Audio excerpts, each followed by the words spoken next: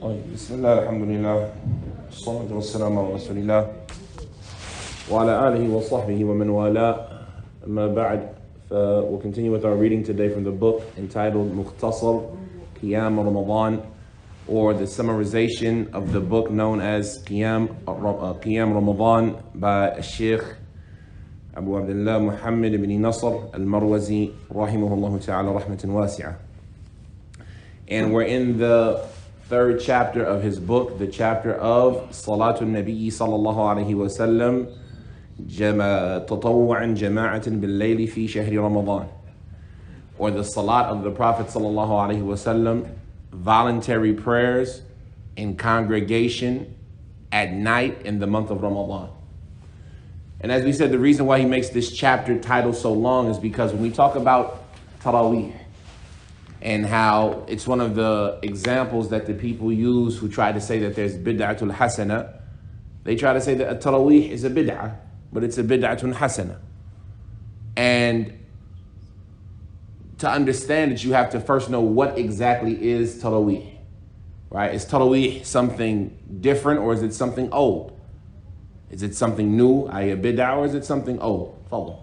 Who just said bid'ah? Ahl-Sunnah wal-Jama'ah or people of innovation?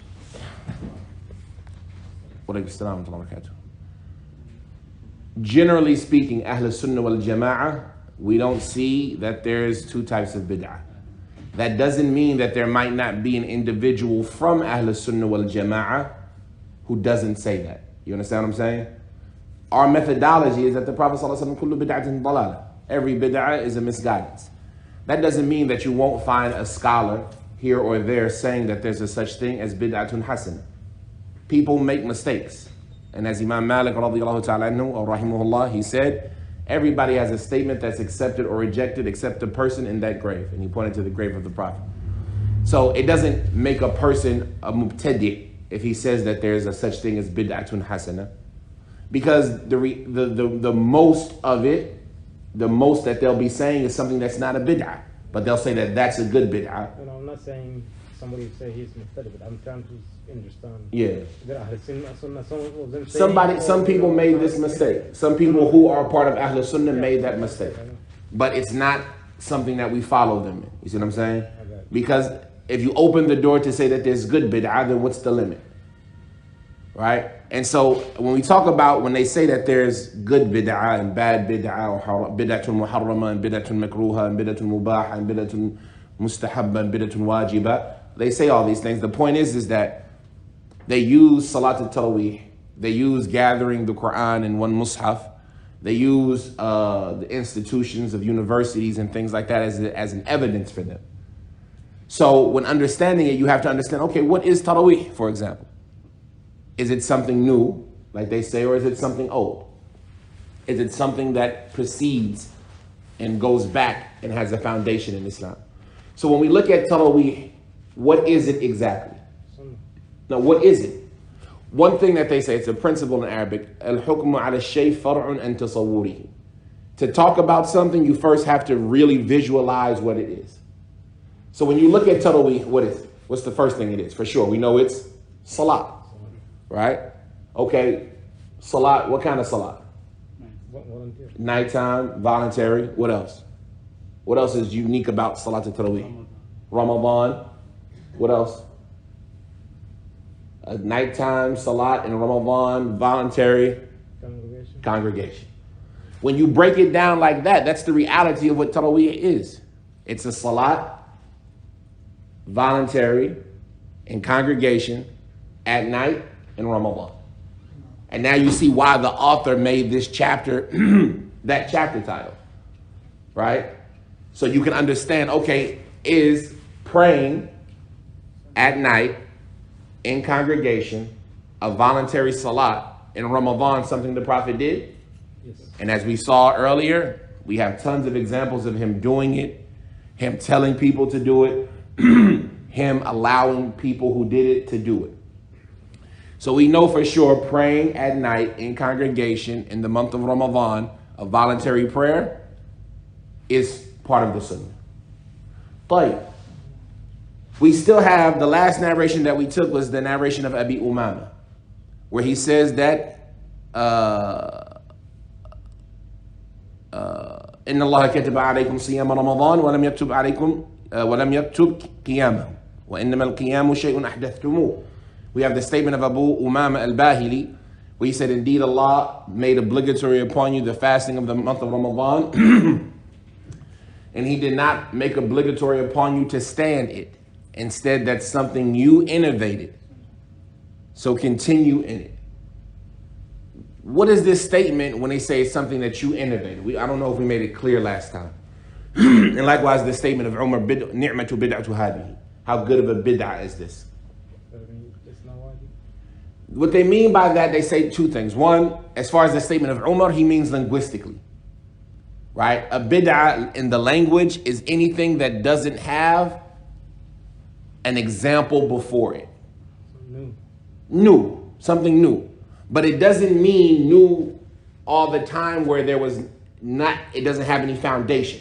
It just meant, did the people do it the way, in every aspect, the way that the Prophet did it during his life?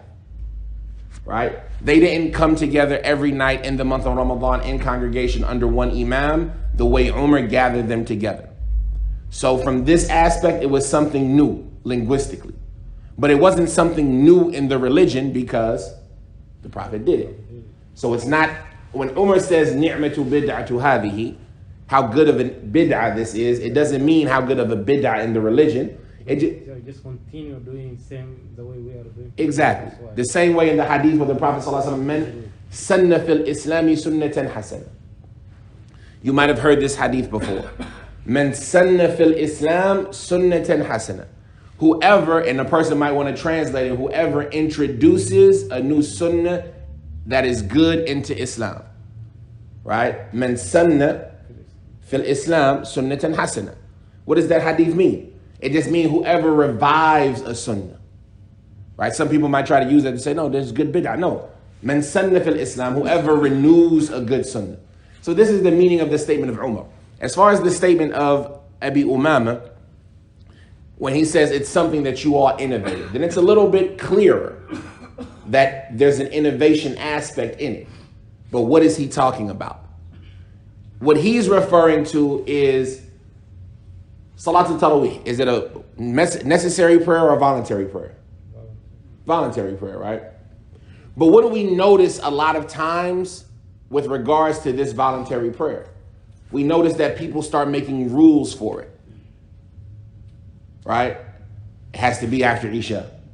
It has to be 22 rak'ah or 23 rak'ah or 21 rak'ah. And they start making rules, right? You got to go to this masjid for it. You can't do it at home if the masjid is going to be empty. When they start making all of these rules for it, were any of those rules that they made something that they got from the Prophet ﷺ? The extra rules. Meaning, I'd say you got to pray Tarawih in the masjid. No, because the Prophet didn't do it every day. You see what I'm saying? Do you have to pray Tarawih in the masjid? No. But once I start making that rule, you got to pray Tarawih in the masjid. Something new. That's something new. You see? Now, does it mean it's haram to pray Tarawih in the masjid? But once I start making those rules that don't come from the religion, that's an aspect of innovation. And Allah knows best, this is what Abu Umama meant. Right? You all, how many rak'ah is Tarawih? How many rak'ah do you got to pray in Tarawih? 8, 20. Where are you making this rule from? It's a voluntary prayer. Pray what you want.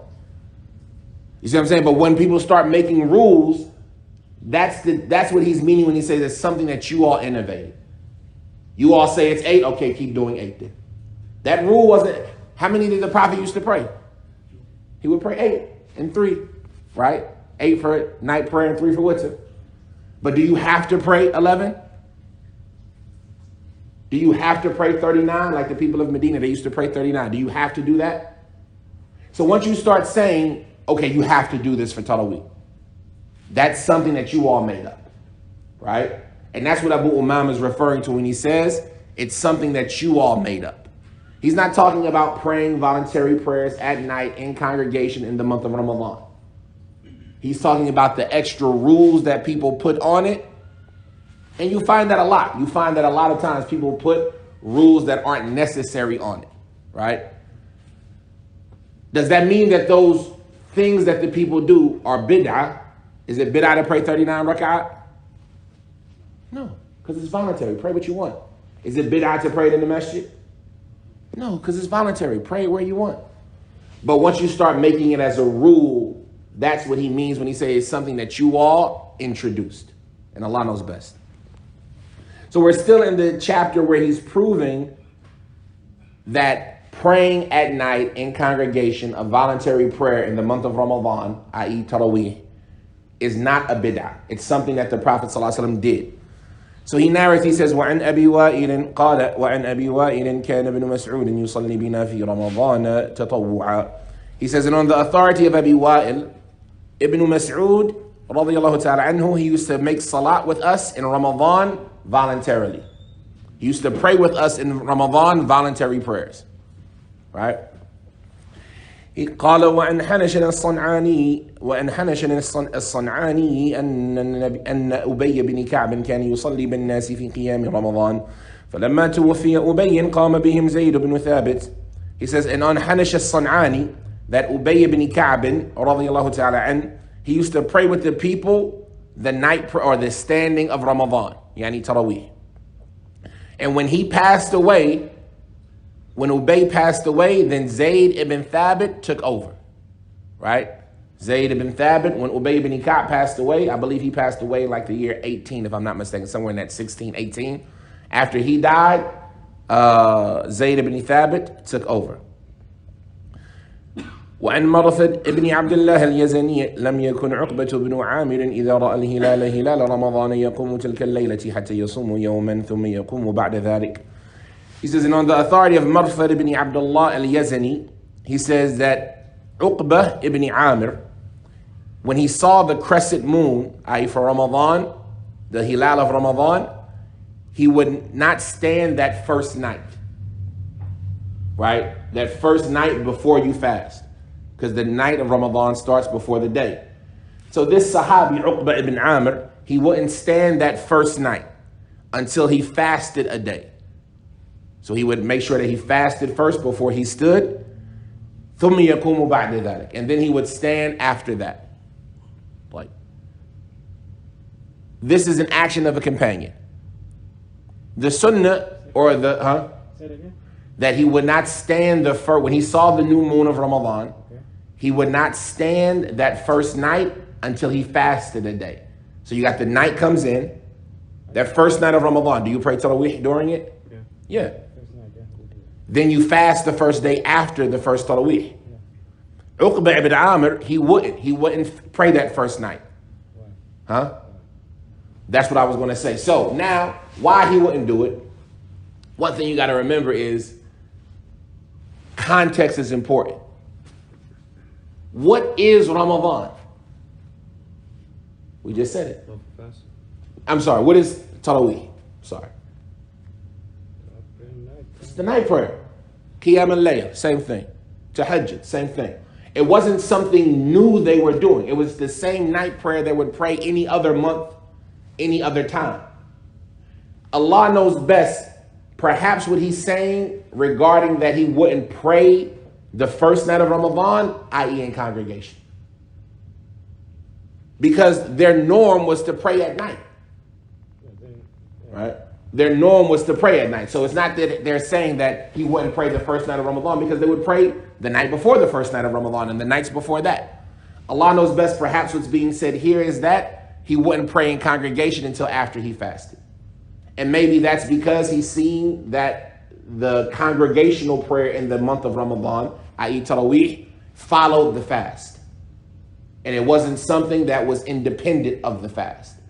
So do you pray Taraweeh in Sha'ban? Do you pray it in Dhul Hijjah? The point, you already seen moon, so it's tomorrow, of course, already going to be... But why did you do it in Ramadan? Because it's Ramadan.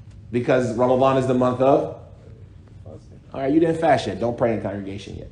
But Prophet did it. He said, Did the Prophet do it like that? Did the Prophet pray Taraweeh like the way we pray Taraweeh? You about to make a rule. You see what I'm saying?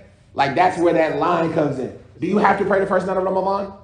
You said what? Do you have to pray the first night of Ramadan in congregation? First night of Ramadan? Yeah, do you have to pray it in congregation? This congregation is not, I don't have to, but Thank I'm you. saying, You don't have to. yeah, Is it okay? it's okay. It's okay, no problem. But do you have to? So why did Uqba ibn Amr not do it? You don't have to. I do it when I want to do it. You see what I'm saying? It's not when you start making the rule for it. No, you gotta pray the first night of Ramadan in congregation. It's the first night of Ramadan. Now that's that statement. إِنَّمَا هُوَ شَيْءٌ أَحْدَثْتُمُوهُ. It's something that you all made up. Is it okay to pray the first night of Ramadan? Yeah. Is it okay to pray the first night of Ramadan in congregation? Is the sunnah of the Muslims with regards to Taraweeh that they pray the first night of Ramadan in congregation? Yes.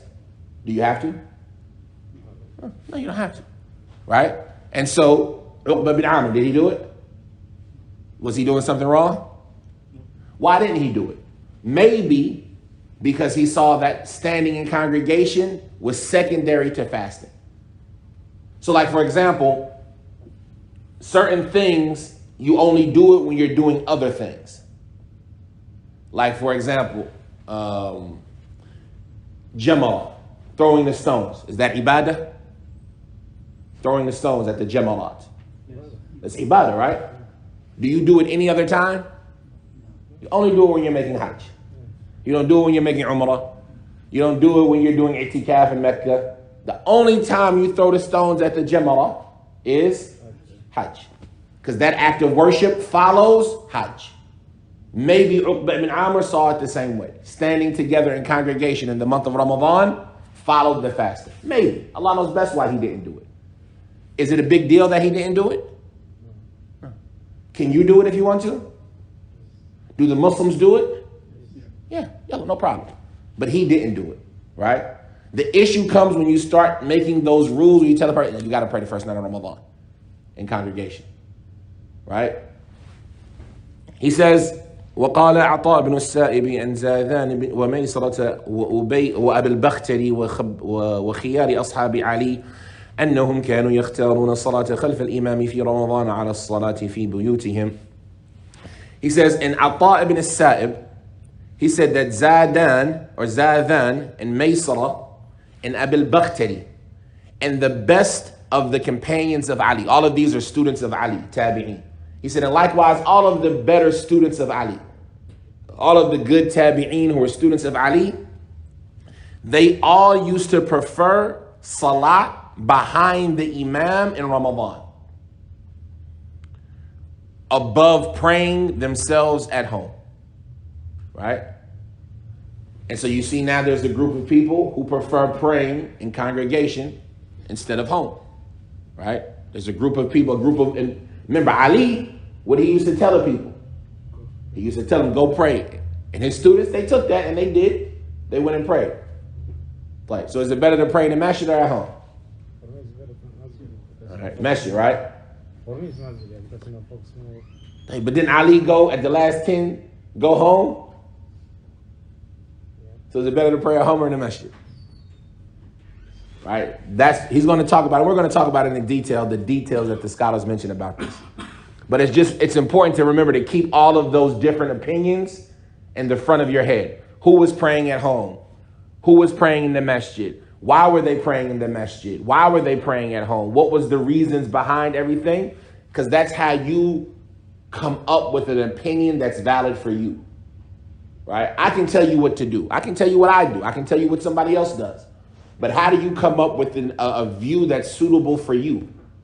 You have to know why all the different views. Why did the people who prayed at the masjid prefer to pray at the masjid? Why did the people who pray at home prefer to pray at home? Which one is better in this circumstance? Which one is better in that circumstance? And then which one am I? And there's going to be a statement like that very shortly.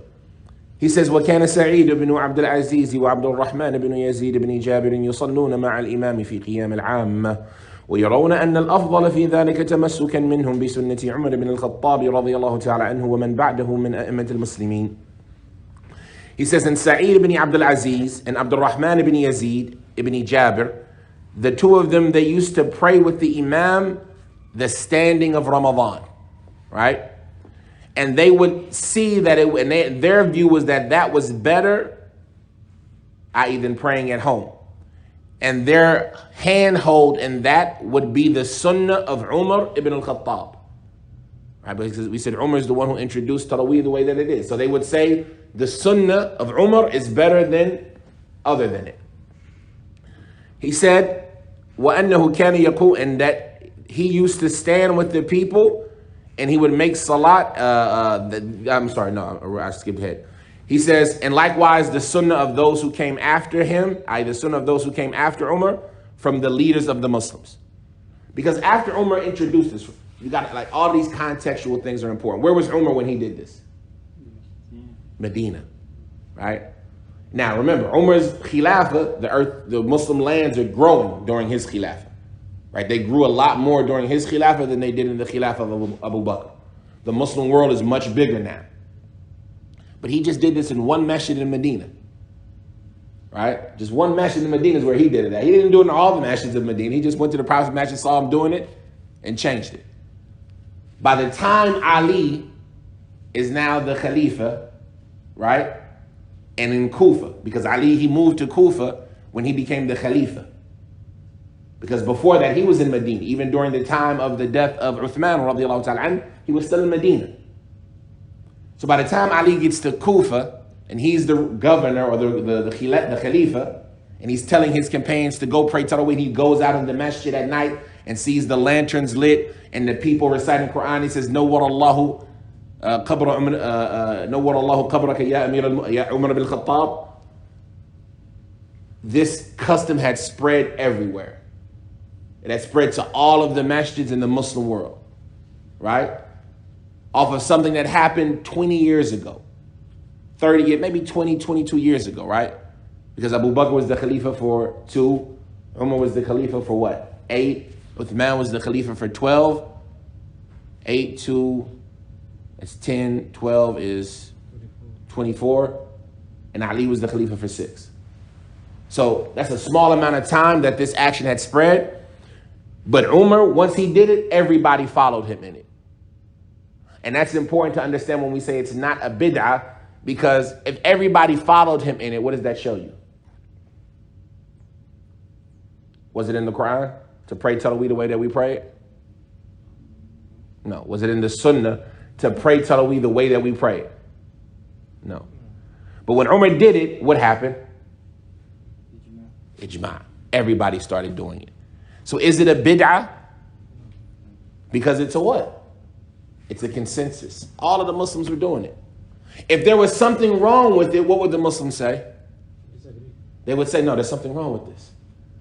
You got all of these Sahaba, all of these Tabi'een, none of them said, don't do it. Right? None of them said, you guys need to stop praying Taraweeh. This is wrong. Even if you want to take this statement of Abi Umama, he said it's something that you all made up. What did he say?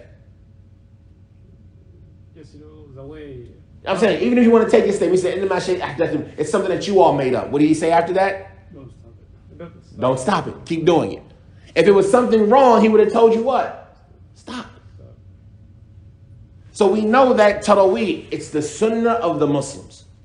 It's a consensus that it is okay to pray Taraweeh. And that's one of the strongest proofs of the people who say it's better to pray it in the masjid. The people who say it's better to pray it in the masjid, one of their strongest proofs is this is something that the Muslims have not stopped doing since it started. And so it's the sunnah of the Muslims. And this is Sa'id ibn Abdul Aziz and Abdul Rahman ibn Yazid saying the same thing. We think it's better to pray in the masjid, to follow the sunnah of Umar and all of the imams after him. Every masjid, all of the imams after Umar did that. What did they start doing? They started doing this. He says, وَعَنْ مَكْحُولٍ أَنَّهُ كَانَ يَقُومُ مَعَ النَّاسِ فَيُصَلِّي بِصَلَاتِهِمْ وَيُوتِرُ بِوِتْرِهِمْ. He says, and on the authority of Makhul is that he used to stand with the people and he would pray with their salat. Makhul was from the famous Tabi'een. He would stand with the people and pray with them, and he would make witr with their witr. This is an important thing when we talk about Ramadan. These are issues that everybody argues about nowadays. He would make witr with them. If the imam prays and prays witr, what do? Pray with him. You pray witr with him. Why? Is that You get Whoever stays with their imam until he leaves. Does imam leave? No, his imam pray with. Some people say, no, I want to go home and keep praying. So I'm not going to pray with her. You can add a rakah. You can pray. I mean, Can you do it? you can pray, but not with it. You could do it. It's okay. You can do it. It's voluntary. Yeah. But you're missing out. Because what's better? Because this is what the argument is always about. All of it is voluntary. If I see somebody and they don't want to pray with the imam, and I try to tell them, no, you got to pray with the imam with her, what I just do? I just started making that rule. You see what I'm saying? No, you got to pray with the imam. No, you don't. You can do what you want to do. It's voluntary. But the argument is not about what you have to do, because all of it's voluntary. The issue is which one is better. If you pray with the imam, you saw it was better to pray in the masjid with the people with the imam. Which one is better? Not praying with her and going home and continue to pray, or praying with her? Praying with it. Right? And we see some of the Salaf saw it this way. Did all of them see it that way? We'll see. But we see that Makhul, he used to see it that way. If you're going to pray with the people in the masjid, pray with them. Don't go away. If they're praying 22 rak'ah, don't pray 8 and leave. Right? Stay until they pray with you. If they pray 11 rak'ah, stay until they pray with you. He says, وعن وليد بن مسلم قال رأيت أبا عمرو يوتر مع الناس في شهر رمضان فإذا سلم الإمام خف الناس انصرف وخف الناس انصرف. He says, on the authority of al-Walid ibn Muslim, he said, I saw Abu Amr making witr with the people in the month of Ramadan. Right? He prayed with them, and then he even prayed witr with them. He said, and then when the imam gave the salams and the people started to leave, he would leave. Right? He says, وَكَانَ سُوَيْدٍ يَقُومُ فِي رَمَضَانَ وَهُوَ بِنُ عِشْرِينَ وَمِئَةٍ بِالنَّاسِ. Suwaid, he says, Suwaid was a scholar. He said he used to stand with the people in Ramadan. And there's going to be another narration similar to this later on about his circumstance, or somebody like him. He said, and at the time when he was standing with the people, he was 120 years old. He would stand with the people in Ramadan, and when he was with them, at that time, he was 120 years old. Right? قال وأن إسماعيل بن عبد الملك كان سعيد بن جبير يصلي بنا في شهر رمضان فيقرأ بنا ليلة قراءة عثمان وليلة قراءة بن مسعود. He says, and on the authority of Ismail ibn Abdul Malik, he says that Sa'id ibn Jubair was the student of Ibn Abbas, one of the major tabi'een, the scholars of Quran and Tafsir. He said he used to pray with us in the month of Ramadan. And so he would read one night according to the recitation of Uthman. And he would read one night according to the recitation of Ibn Mas'ud. Right? So he would change up the harf. When we talk about the Quran, this Quran that we have, whose words is it? Whose dialect is it? The Quran that we read nowadays, whose dialect is it? Hafsa, any of it. All of the 10 qira'at or 14 qira'at. This mushaf, whose dialect is it? Quraysh. When Uthman gathered the mushaf, he gathered it all on the harf of Quraysh. He told Zayd ibn Thabit and the other 3 Sahaba that were with him in gathering it, and if you all disagree about a word, write it the way Quraysh does. Right? Because the Quran, for background information, was sent down in 7 different words, 7 different ahruf, 7 different dialects from the Arabic language. It doesn't mean that every word was sent down 7 different ways, but the same way you might say ta'al and somebody else might say halum. These 2 words mean the same thing. Like in English, what do they call soda in St. Louis? So, They used to call it pop. in St. Louis? Yeah, that was the major way you would refer to soda in St. Louis. They would call it pop. And in New York or the East Coast, they would call it soda. Right? Are they different things? When the Quran was sent down, it was sent down in the dialect of this group of Arab and in the dialect of that group of Arab. So to make it easy on them, they were a group of people who couldn't read or write. If I've been calling it pop my whole life, and now you want me to call it soda, that's going to be hard for me. So Allah sent down Quran in 7 different dialects. Ibn Mas'ud used to read with a specific dialect that they say was the language of Bani Hudayl, a particular tribe of the Arab. Even though he was Qurayshi, he was from Quraysh, but he used to read with a dialect known as the dialect of Bani Hudayl. And that's why his Quran, you would find differences from the Mus'haf of Uthman. When Uthman gathered the people on the Mus'haf, he had all of the other dialects destroyed. Every other dialect, it was still around during that time. Because the Sahaba were still around, they learned from the Prophet, they were reciting with their different dialects. And fitna started happening. Whose dialect is better? Should I read with Ibn Mas'ud's dialect? Should I read with Uthman? Should I read with Abu Musa? Whose dialect am I going to read with? When this happened, Hudayfa was in Kufa, and the people were arguing whose dialect is better. And so he went to Uthman in Medina and said, you need to pay attention to this ummah before it happens to them the same thing that happened to Bani Israel. And so Uthman decided to regather the Quran into 2 covers and send it to all of the different cities. And he commanded that all of the other masahif, anything else that you had, be burnt. Get rid of it. And all of the Sahaba agreed to that at first, except Ibn Mas'ud. Ibn Mas'ud held out. And he said his famous statement, there's not an ayat in the Quran except that I know where it was revealed and when it was revealed and why it was revealed. And if I knew that there was anybody who knew more than me about it that my camel could get to, I'd have went to him. He says, you think I'm going to give up my Mus'haf and listen to Zayd, right? Zayd is the one that Uthman sent to spread the Uthmanic Mus'haf amongst the people. He said, you think I'm going to give up my Mus'haf and listen to Zayd? I was reciting the Quran when Zayd was still in preschool, basically. Right? That was Ibn Mas'ud. You think I'm going to give up my Mus'haf for Zayd? Remember, Ibn Mas'ud was one of the first 5, 6 people in Islam. Back in Mecca. Learned directly from the Prophet. The Prophet said, if you want to hear the Quran fresh and sweet the way it was revealed, then take it from the son of the mother of the slave. Right? Ibn Mas'ud. You think I'm going to give up my Quran that I learned from the Prophet and listen to Zayd? I was reciting Quran when Zayd was still in preschool. He didn't even know about Islam.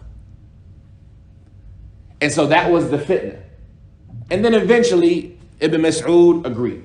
He understood the reason why we were doing it, and he got rid of his Mus'haf. So the Mus'haf that we have now, it's all the dialect of Quraysh. All of the other dialects were abrogated. Question here. Does that mean our Quran is weak? No. Why not? Allah protected it. Allah protected it, huh? The meaning didn't change. Not only the meaning didn't change, the Quran didn't change. It's the same Quran that the Prophet ﷺ used to recite. It's just that there were more versions of the Quran during that time. Did Allah protect the Quran? Yes. What about all the other versions? Huh?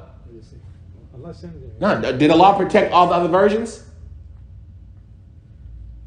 Did Allah protect all the other versions of the Quran?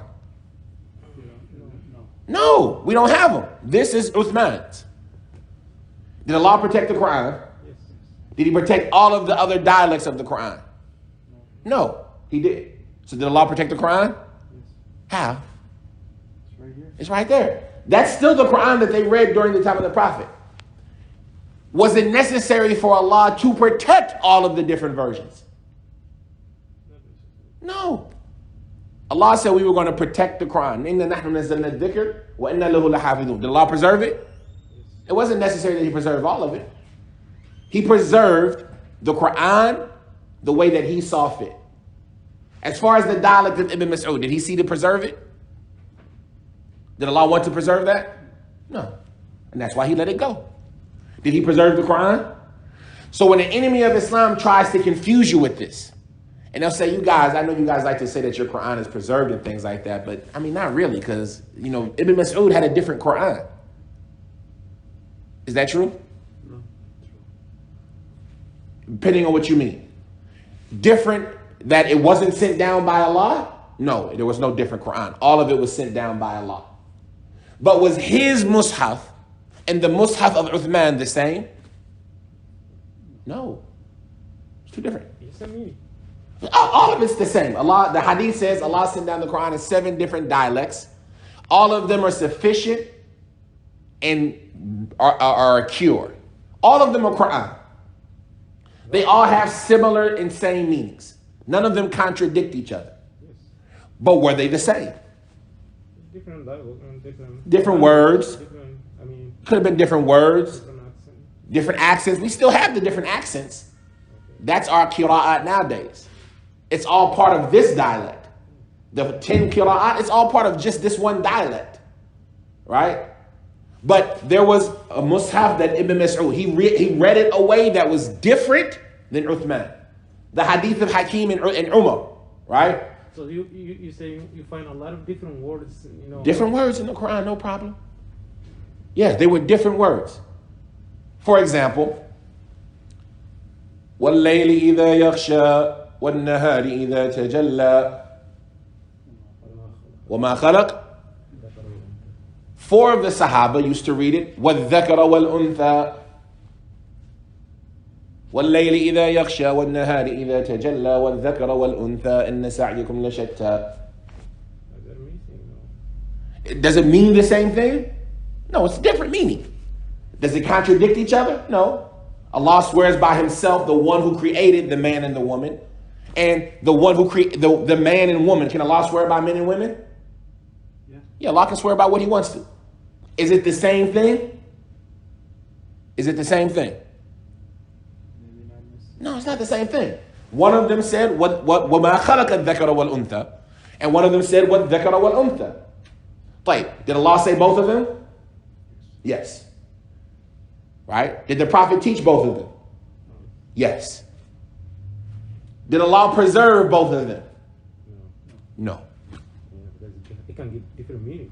It can give a different meaning, no problem. But that mushaf right there is the one that Allah preserved.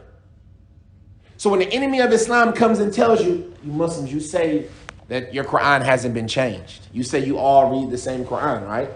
That's something as a Muslim you take pride in. You go to Africa, you go to China, you go to America, you go to South America, what do we all say? Same Quran. Abu Dhar, Abu Darda, Salman al-Farisi, they all used to read Surah al-Layl. Is that Surah al-Layl? Yeah. وَالذَّكَرَ وَالْأُنْثَى. What you going to say now? Same Quran. And that's in Sahih Bukhari.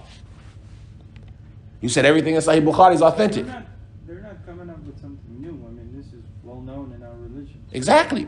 So how do you answer it? They're telling you that your Quran ain't the same. It is. It is the same. How is it the same? Because this is the one that's preserved, and this is one of them. Yes. They were both Quran. Yes. Allah said, وَالذَّكَرَ وَالْأُنْثَى. Allah said, وَمَا خَلَقَ الذَّكَرَ وَالْأُنْثَى. The Prophet taught both of them. The Sahaba learned both of them. People would recite with both of them.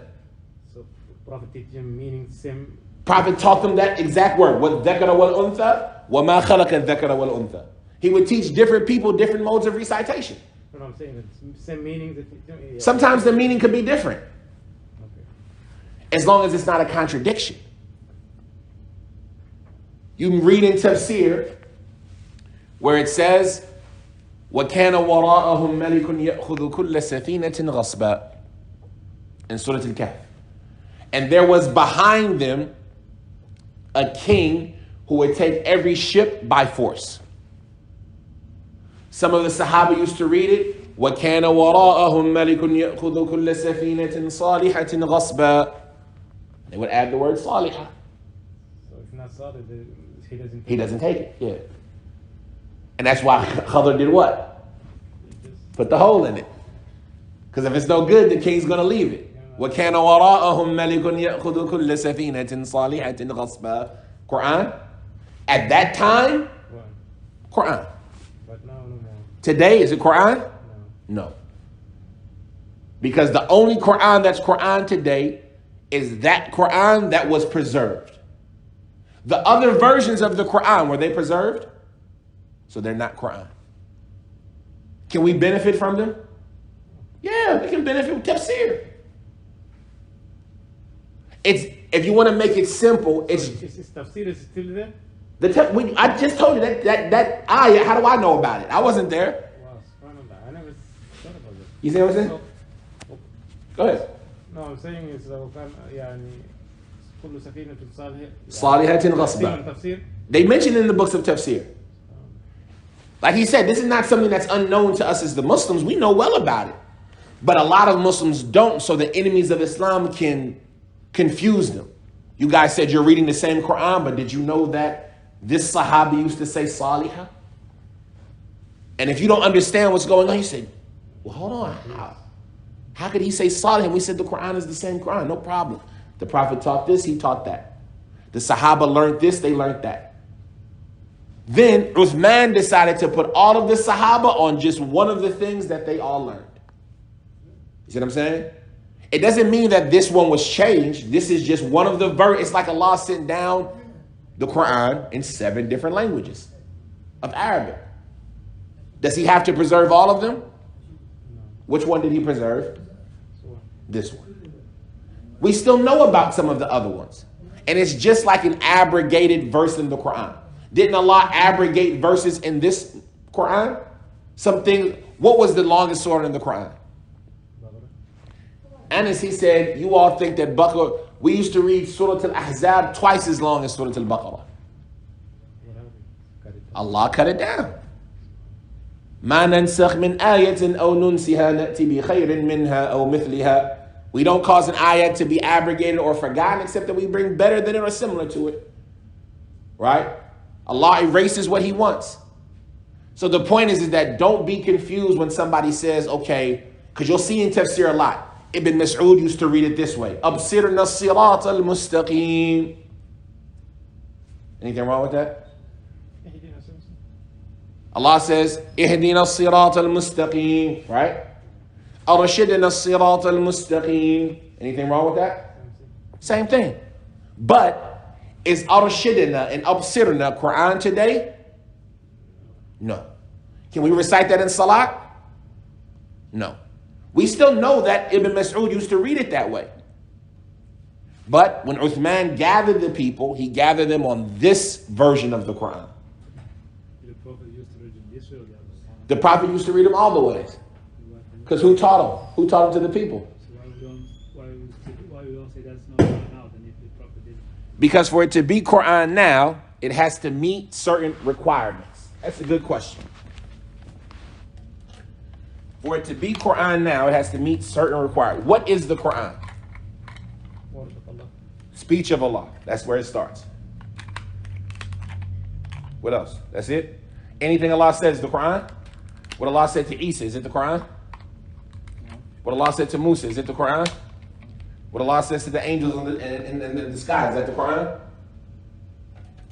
So we got speech of Allah, but Quran is not just the speech of Allah. Hadith Qudusi, is that the Quran? Speech of Allah. So what else is the Quran? The Quran is the speech of Allah. What else? Huh? Hadith Rasul Quran? No. Not Quran, but it's still The Quran is the speech of Allah told to the Prophet Muhammad. If somebody else said it, is it Quran? If somebody else was told it, who said it? Allah said it. Who did he give that information to? Prophet Muhammad sallallahu alaihi wasallam. If Allah said it and gave that information to Isa, what's that? Injil. If Allah said it and gave that information to Musa, what's that? Torah. So it's not the Quran. So the Quran is the speech of Allah given to the Prophet Muhammad sallallahu alaihi wasallam. What else? How did Prophet Muhammad get it? By the angel Jibreel. Did Allah tell the Prophet Muhammad stuff directly? Oh, Salah. Salat. Is that Quran? لا يبدل القول لدي هو خمس في الميزان خمس في الكتاب وخمسون في الميزان. Can I do that? Allah said that to the Prophet Muhammad, right? No statement gets changed with me. It's 5 in the book, 50 in the scale. Who said that? Who said that? Allah said. Who did he say it to? Prophet Muhammad sallallahu alaihi wasallam, right? So that's Quran, right? Because why not? It didn't come through Jibreel. So the Quran is a speech of Allah to Muhammad by way of the angel Jibreel. What language was it in? Arabic. Okay, so Quran got to be Arabic. If I say, He is Allah the one who everybody seeks their needs, He was not born, nor does He give birth, and there's nothing like Him. Quran? Of course not. Why not? It's not Arabic, right? So it's the speech of Allah sent down to Muhammad by way of Jibreel in the Arabic language. Like, what else about it? How is it preserved? Like how? What preserved it? How do we know it's the same one? Allah said. Getting closer. Mutawatirul Islam. It's undeniable in its chain. It's mutawatir.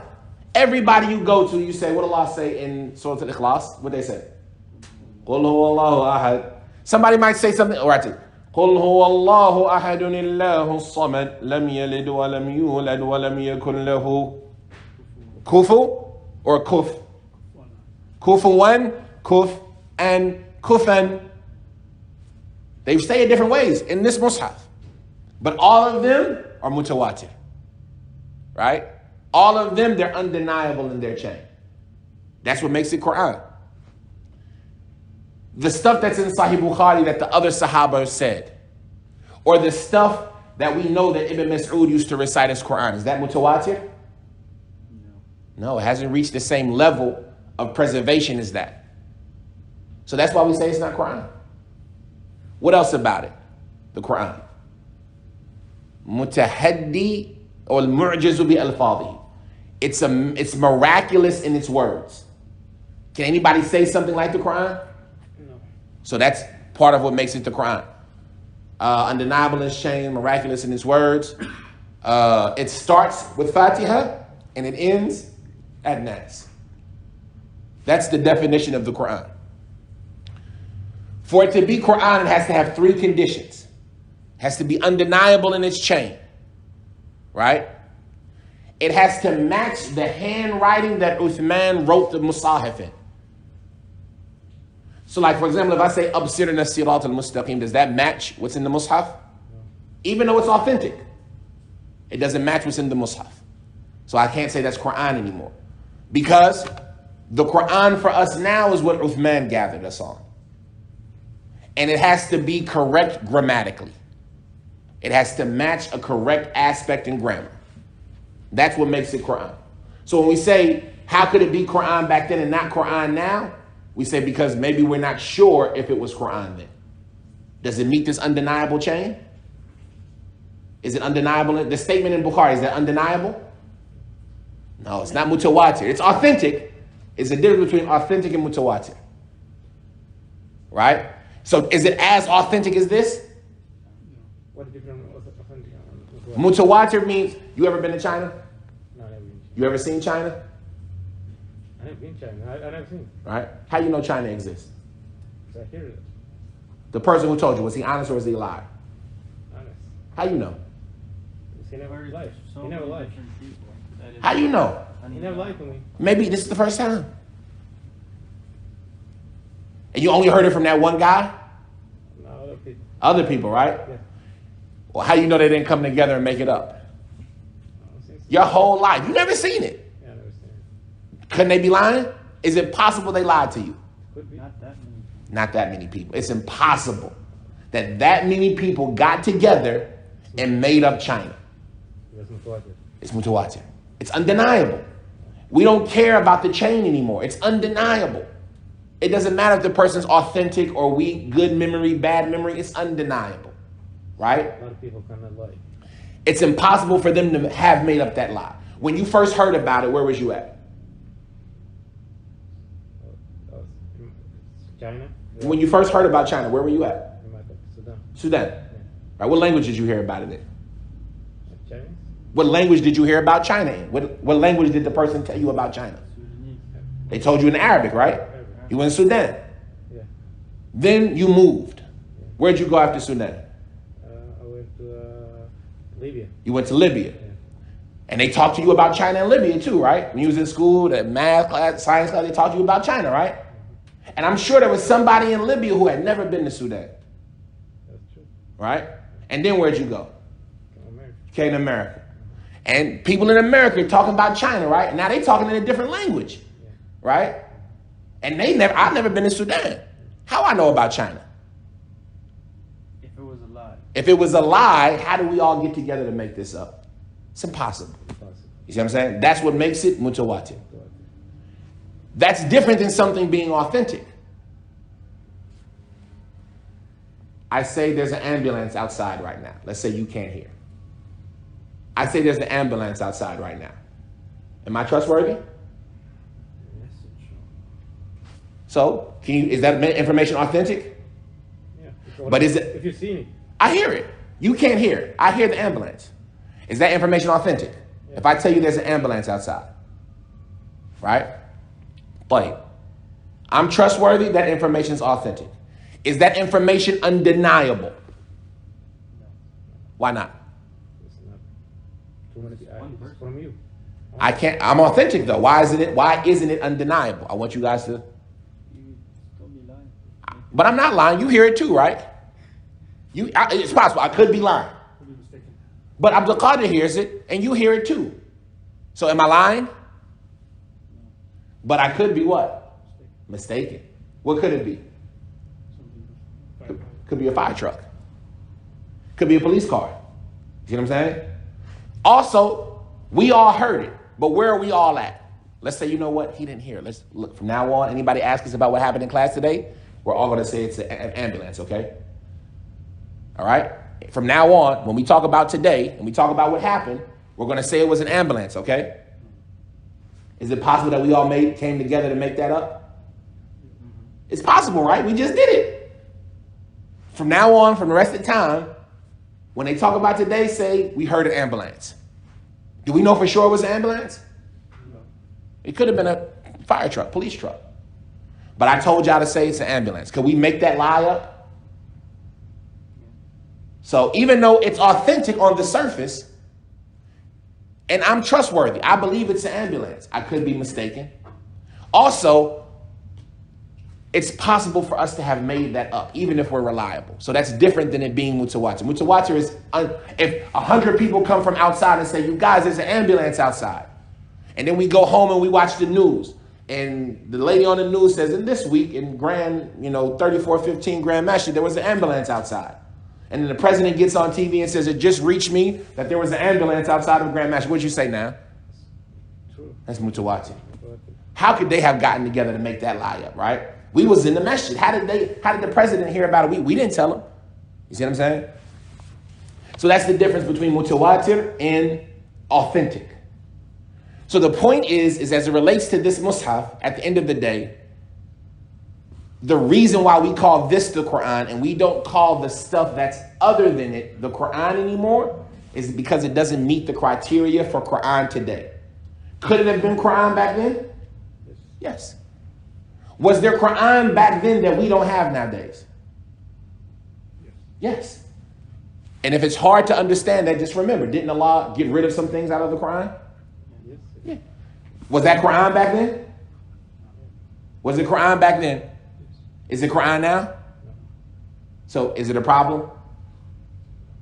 Did Allah preserve the Quran? Did he preserve everything that ever was Quran? But he preserved this Quran. Does this Quran go all the way back to Allah?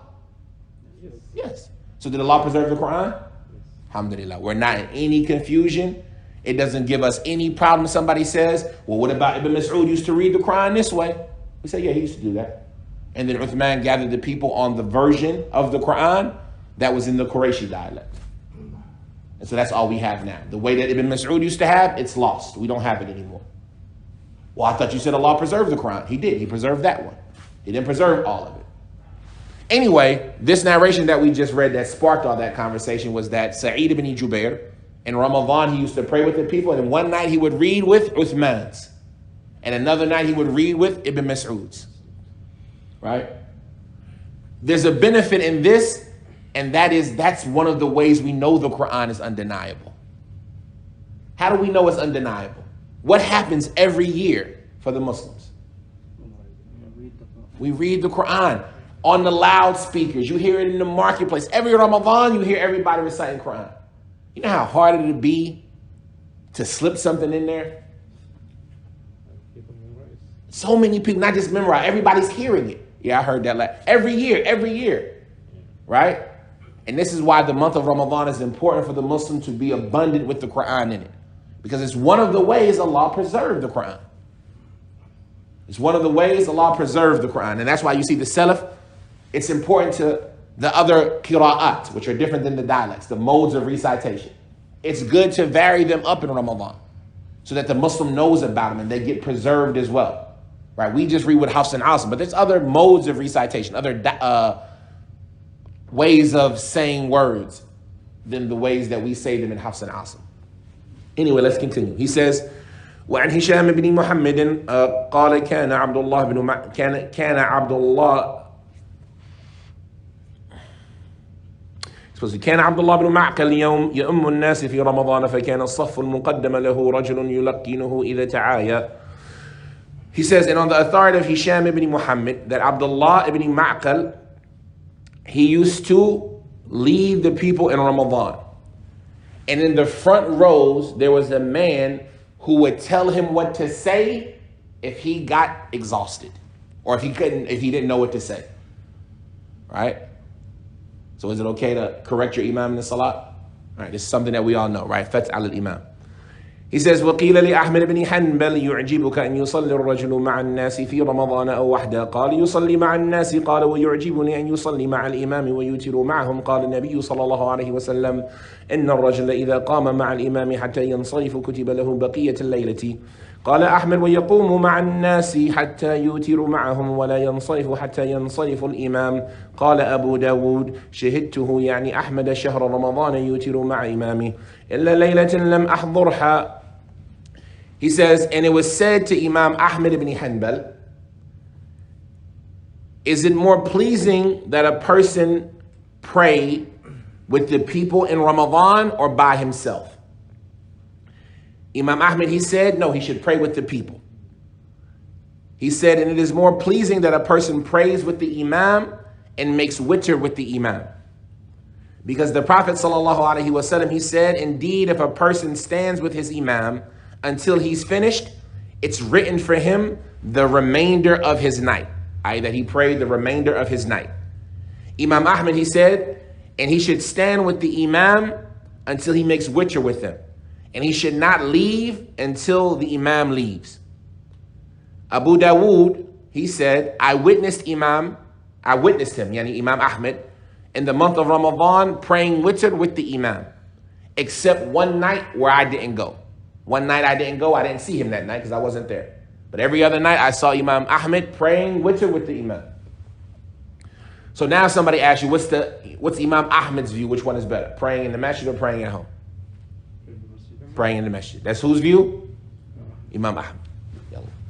He says, وقال إسحاق قلت لأحمد الصلاة في الجماعة أحب إليك أم يصلي وحده في قيام شهر رمضان قال يعجبني أن يصلي في الجماعة يحيي السنة وقال إسحاق كما قال.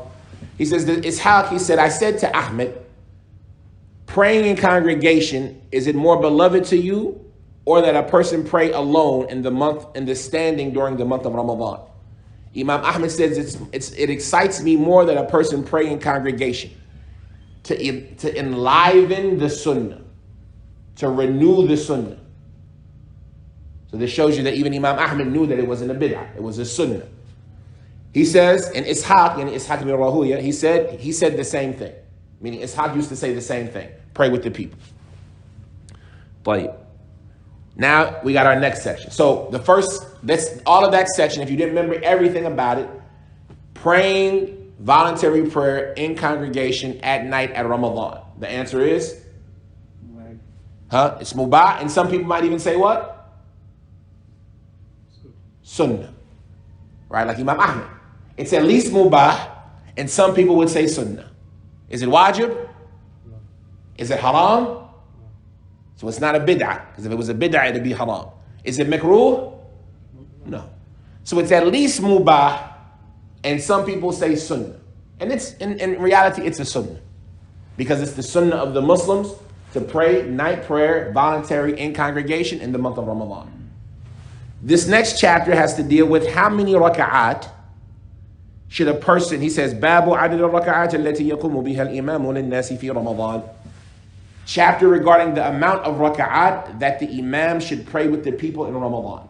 How many raka'at should the imam pray with the people in Ramadan? He says, قال تقدم حديث جابر أن النبي صلى الله عليه وسلم صلى في رمضان في ليلة 8 ركعات ثم أوتر. He says, we already mentioned the narration of Jabir that the Prophet sallallahu alaihi wasallam, he prayed in Ramadan at night 8 raka'at and then he made witr. Right? So the first answer, how many raka'at should the imam pray with the people in the month of Ramadan? 8. And 3 for witr, so it's 11. Right? 11.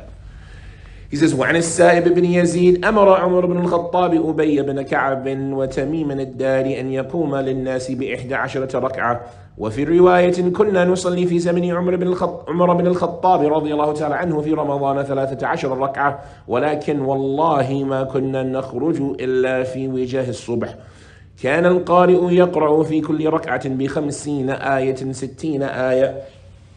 He says, وعن السائب بن يزيد, he says, Umar, رضي الله تعالى عنه, Ibn al-Khattab, he commanded Ubay ibn Ka'b and Tamim ad-Dari, this is another companion, that they stand with the people and pray 11 rak'ah.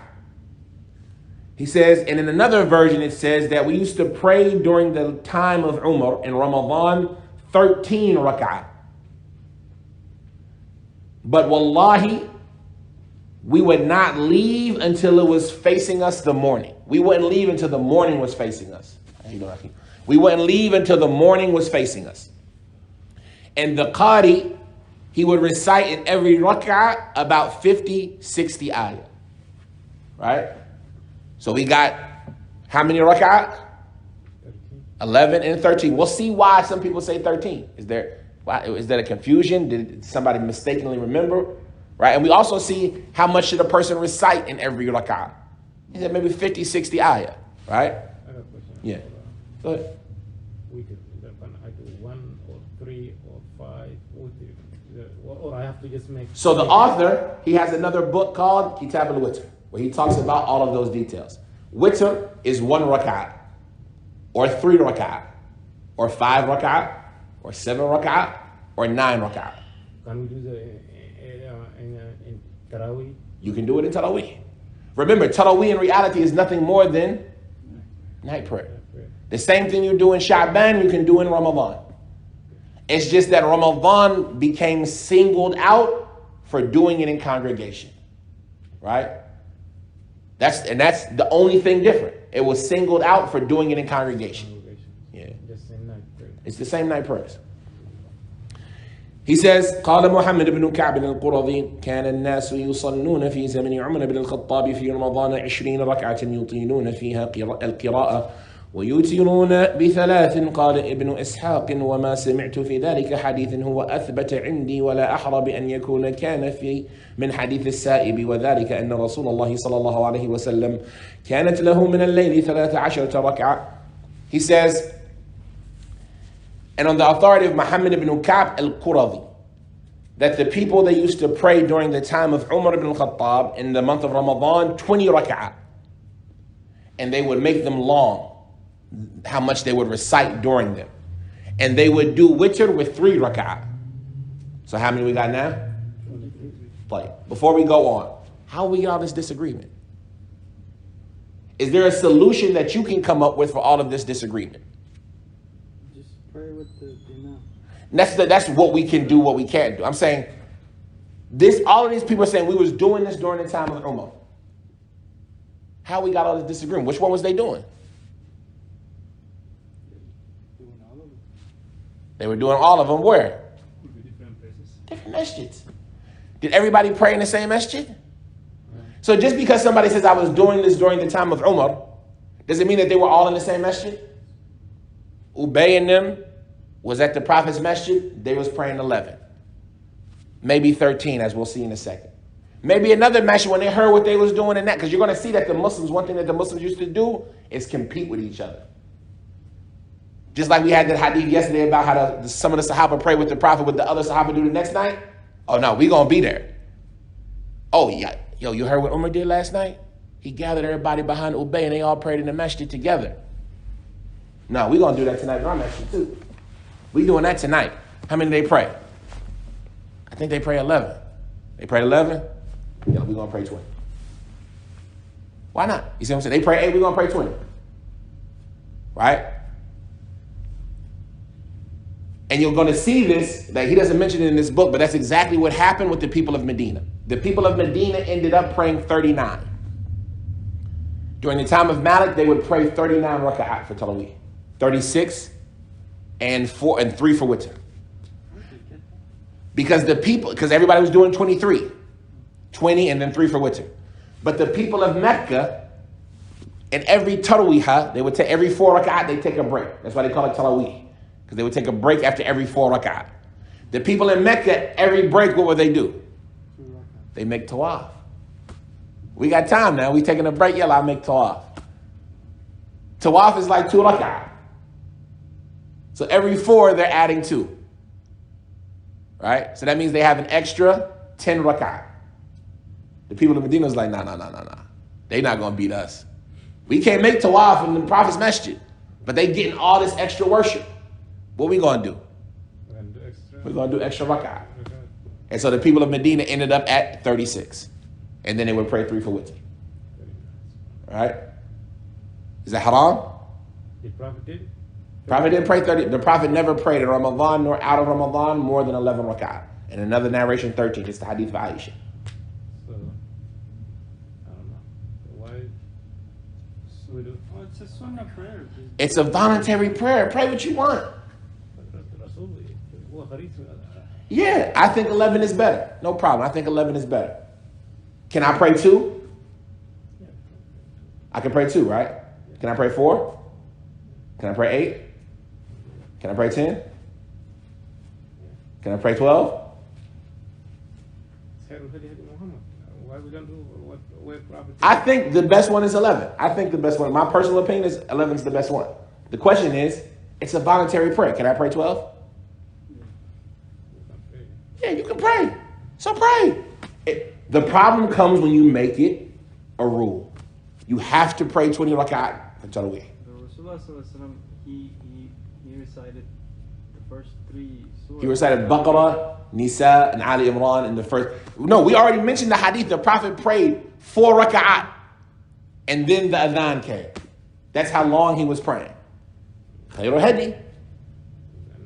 What did the Prophet tell you to do? What did the Prophet tell you to do in the other hadith? The hadith of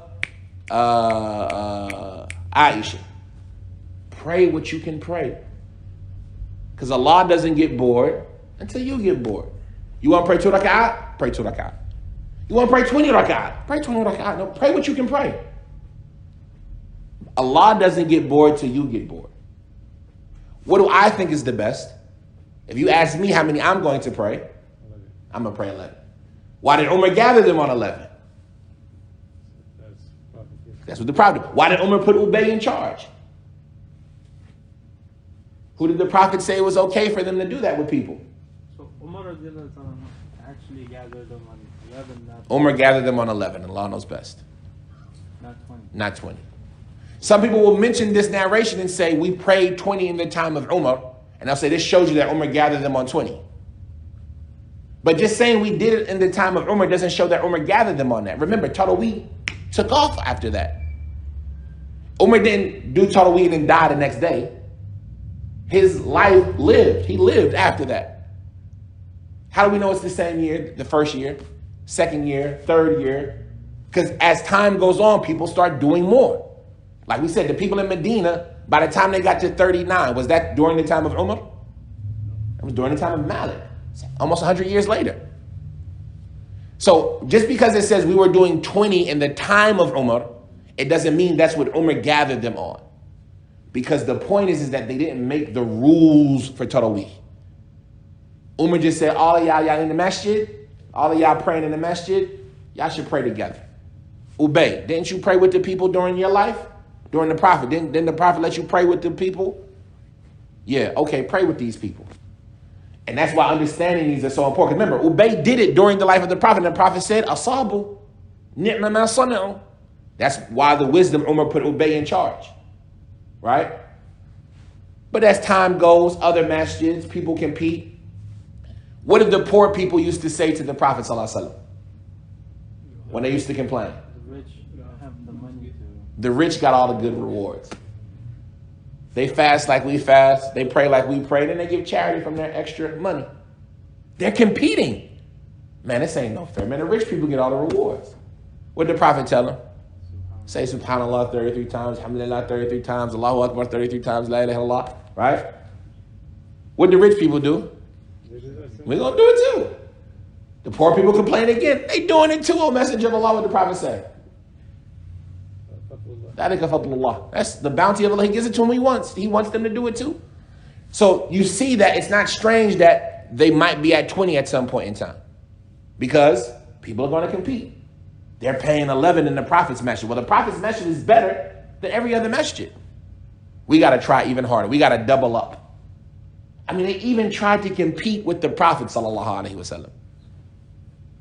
How does the Prophet pray at night? Oh, that's not a lot.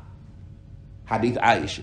فَكَأَنَّهُمْ تَقَالُوهَا. It's as if they found it to be a little bit. So one of them said, I'm going to pray all night and never sleep. The other one said, I'm going to fast every day and never break my fast. The other one said, I'm not going to marry women. They're even trying to compete with the Prophet ﷺ as far as doing worship. Except the Prophet educated them that there's no doing better than him. فَمَنْ رَغِبَ عَنْ سُنَّتِي فَلَيْسَ مِنِّي. The point is that did Umar gather them on 11? Allah knows best, yes. Do you have to pray 11? No, you don't have to pray 11. If you ask me, what am I going to do? I'm going to pray 11. The Prophet prayed 11. Umar gathered them on 11. Why did Umar gather them on 11? That's what the Prophet did. But don't be shocked if you see other people doing other than that. The Prophet ﷺ, he says, Salatul Layli methna methna. Praying at night is 2 by 2. Did he say how many you got to do?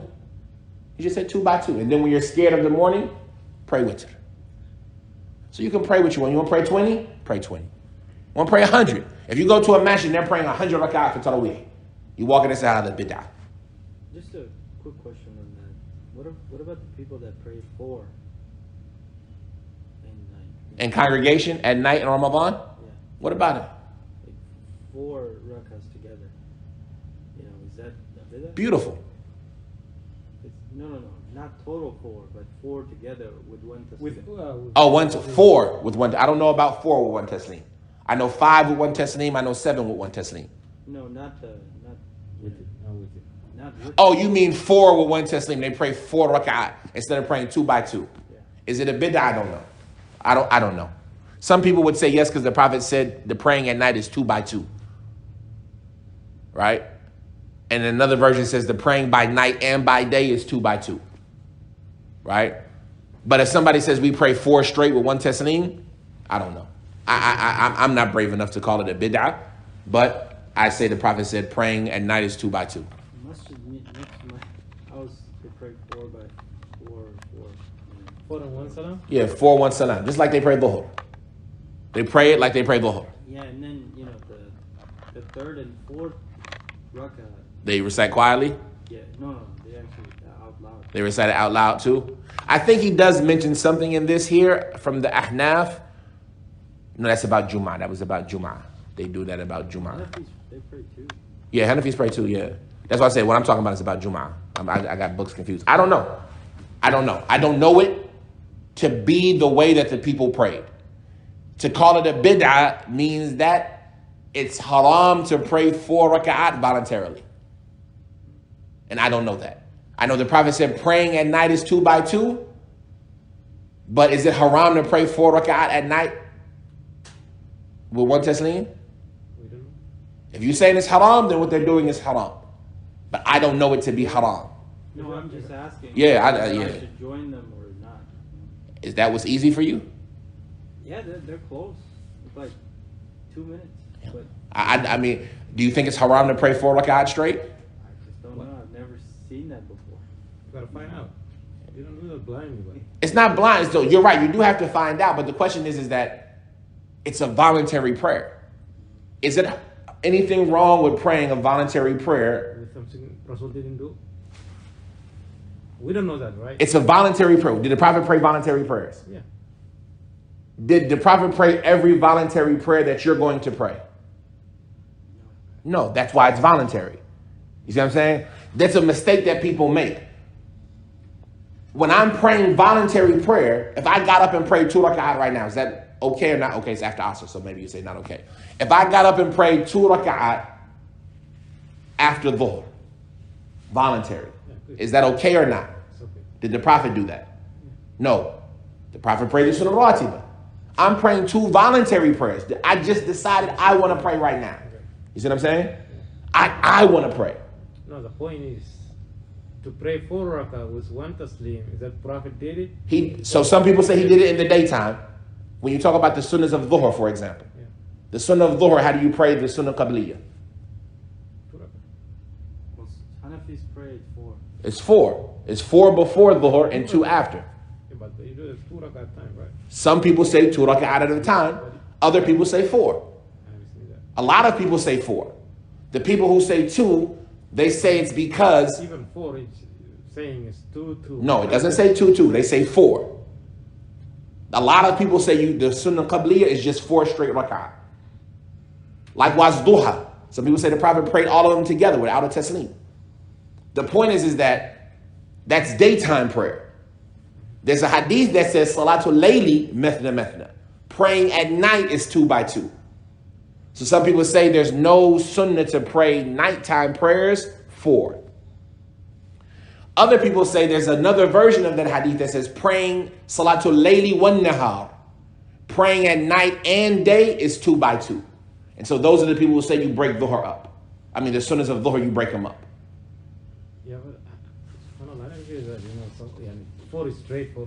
4 straight. No, but everybody grew up on that. And like he said, it's the Hanafi madhab, and it's something that's common. A lot of people do that. A lot of people, not even just the Hanafis, a lot of people hold that view. Likewise, Duha. How do you pray Duha? What I know is just do 2 rak'ah. Some people say you pray it all straight through. 4? More than 4. I never hear that either. That's why it's important for us to learn this setup, because we're going to see examples of this. Like the first time you heard witr can be 9 raka'at with 2 tashahhuds. How you do that? 8 and 1. Huh? Exactly. But that's the sunnah, to pray witr 9 raka'at with 2 tashahhuds. And if it's 7, you pray 7 raka'at with 1 tashahhud. Before you knew that, that would be strange to you, right? And so the question is that when it comes to praying 4 at night, I don't know. I don't think it's a bid'ah, but I know a hadith that says pray 2 by 2. So I would pray 2 by 2. But if that's the masjid I'm going to, and they're in the masjid and they're praying that, and that's easy for me to pray with them, unless I think it's a bid'ah to pray 4 together, I would pray with them, because that's what they're doing. If I go to a masjid and they're praying 20 rak'ah, how many am I going to pray? 20. But I think you should pray 11. How they do? That's how they do. It's a voluntary prayer.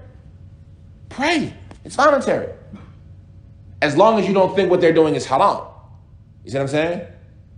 And this is where we always get into these fights and arguments with each other, because we'll say, no, Akhi, you got to pray 2 by 2.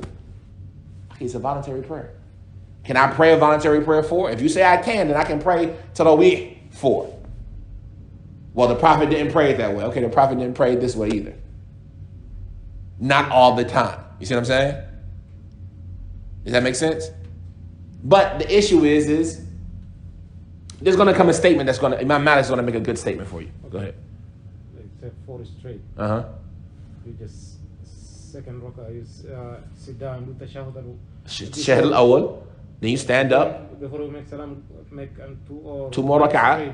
Yeah. You don't have to sit. No, you do tashahhud al-awwal. Okay, but no salam. No salam. It's the same way you pray Dhuhr. Okay. The same way you pray Isha, the same way you pray Asr. 4 rak'ah. Another reason why some people say they don't do it is because they don't like voluntary prayers to resemble obligatory prayers. So like if you look like the Ahnaf, they pray witr the same way they pray Maghrib, correct? Everybody else, they pray witr either 3 straight or 2 in 1. So that the voluntary prayer doesn't resemble the obligatory prayer. That's a different issue. And like I said, the author, he has a book in this called the Book of Witr. So if that's something that you're interested in, we could read that next time, inshallah. But for now, let's get back to Tarawih. He says, وعن يزيد بن رومان كان الناس يقومون في زمن عمر بن الخطاب رضي الله تعالى عنه في رمضان ب23 ركعة. He says on the authority of Yazid ibn Ruman that the people used to stand during the time of Umar ibn al-Khattab in Ramadan with 23 rak'ah. He says وعن وهب بن كيسان قال ما زال الناس يقومون ب36 ركعة ويوترون ب3 إلى اليوم في رمضان. He says on the authority of Wahb ibn Kaysan, he says the people haven't stopped standing 36 rak'ah. And they would make witr with 3 until today. The people haven't stopped doing it until today in the month of Ramadan. Right? He says, وأن يزيد بن وهب قال كان عبد الله بن مسعود يصلي بنا في شهر رمضان فينصرف عليه الليل. قال الأعمش كان يصلي 20 ركعة ويوتر ب3. He says, and on the authority of Ibn Mas'ud, he says on Zayd ibn Wahab that Abdullah ibn Mas'ud, he used to pray with us in the month of Ramadan and he would leave and there was still night left. He would leave and there was still night left. Al-A'mash said he used to pray with us 20 raka'at and he would make witr with 3. He says, قال عطاء أدركتهم يصلون في رمضان 20 ركعة والوتر 3 ركعات. He says, and on Atta, that I found them praying, when Atta says that he's a tabi, he's talking about the Sahaba and the people during his time. He said, I found them praying 20 raka'at and they would make witr with 3. He says, وعن عبد الله بن قيس أن شتير وكان من أصحاب عبد الله المعدودين أنه كان يصلي بهم في رمضان 20 ركعة ويوتر ب3. He says, on the authority of Abdullah ibn Qais, on the authority of Shutayr, and he was from the well-known companions of Abdullah, yani Ibn Mas'ud, that he used to pray with them in the month of Ramadan 20 raka'at and he would do witr with 3. قال وأن محمد بن سيرين أن معاذا أبا حليمة القاري كان يصلي بالناس في رمضان 41 ركعة. He says, on the authority of Muhammad ibn Sirin. Now, and another thing that's important is to know where are these people from, so you know what area they're talking about. Everything okay out? Okay. He would say, Muhammad ibn Sirin was in Basra, right? If I'm not mistaken, he was in Basra, in Iraq. He says that Mu'adh Aba Halima, the reciter, he used to pray with the people in Ramadan 41 rak'ah. He would pray with the people in Ramadan 41 rak'ah. قال وأن ابن أبي ذئب أن صالح بن التوأم أنه قال أدركت الناس قبل الحرة يقومون ب41 ركعة ويوترون منها ب5. قال ابن أبي ذئب فقلت لا يسلمون بينهن فقال بل يسلمون بين كل 2 ويوترون ب1 إلا أنهم يصلون جميعا. So this might help some. He says, and on the authority of Ibn Abi Dhib, a major scholar, he says on the authority of Salih ibn Mawla Taw'ama, who said that I found the people even before Al-Harra. Al-Harra was a battle that happened in Medina in the year 63. Some of the fitna that happened between Bani Umayyah and Abdullah ibn Zubair, there was a battle in Medina or outside of Medina that was called Al-Harra. It was a real bad battle, a real bad event. The point is, he said, I found the people even before Harra. So even before the year 63, they would stand with 41 rak'ah and they would make witr with 5. Whether that means they would pray 36 and then 5 for witr, right? 36 and then 5 for witr, talking about Medina. Sometimes 36 and 3, sometimes 36 and 5, 41. They would stand for 41 rak'ah and they would make witr with 5 of it. Ibn Abi Dhib, he asked Salih, he said, they would do all of that without any taslim? They would do all of that without saying salam alaikum? Right? They prayed 41 rak'ah, no salam.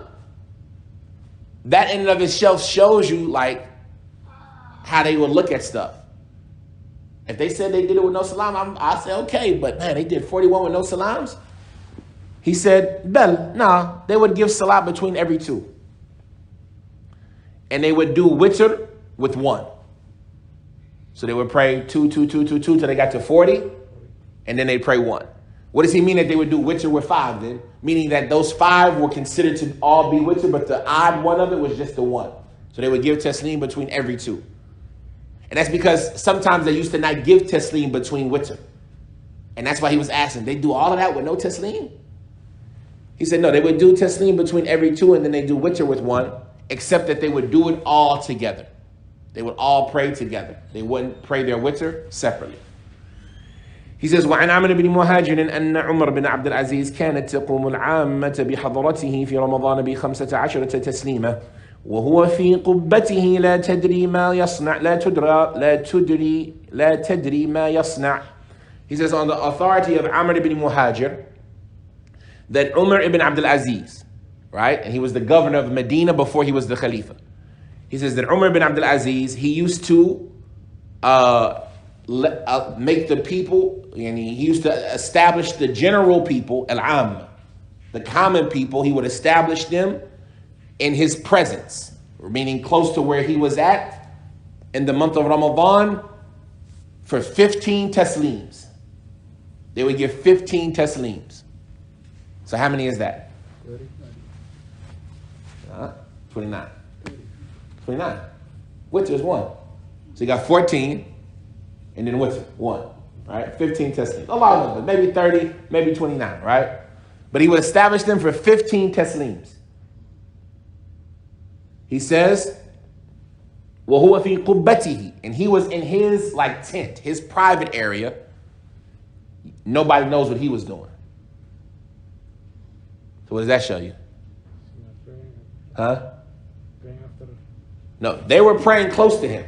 He would establish them in his proximity, but he was in his private tent. Nobody knows what he was doing. Do you gotta pray Tarawih with the people? Umar ibn Abdul Aziz, what's his opinion? Pray alone. Remember, you got to be putting all these things together to say, okay, which one? Who did Umar set the Umar ibn Abdul Aziz? Who did he set the Tarawih up for? We said he set it up for the common people, al-Am, right? Like Umar ibn Abdul Aziz was a scholar. Where did he pray? He prayed by himself. Right, so you gotta you're trying to decipher which one am I going to do, right? The point is that he would establish the Tarawih for the common people in his presence. That's another benefit. Can I pray away from the people in the masjid that they're praying Tarawih in? You shouldn't? We'll see. Who said? You making up rules now. Well, didn't Rasulullah said when the prayer is joined, you have to join? It's obligatory prayer. This is a voluntary prayer. Do I gotta join somebody in a voluntary prayer? The moment you start making these rules, that's something y'all made up. Right? We'll see. Right? But all of this stuff you're putting together. He says, وعن داود بن قيس أنه قال أدركت المدينة في زمن أبان بن عثمان وعمر بن عبد العزيز يصلون 36 ركعة ويوترون ب3. Dawood ibn Qais, and he said, I met the people in Medina during the time of Aban ibn Uthman and Umar ibn Abdul Aziz. They were praying 36 rak'ah, and they would make witr with 3. Right? And Umar ibn Abdul Aziz, he was the Khalif, he was the governor of Medina, and then he became the Khalifa, and he died around, I think, 101. So all of this is before the year 100 and after the year 63.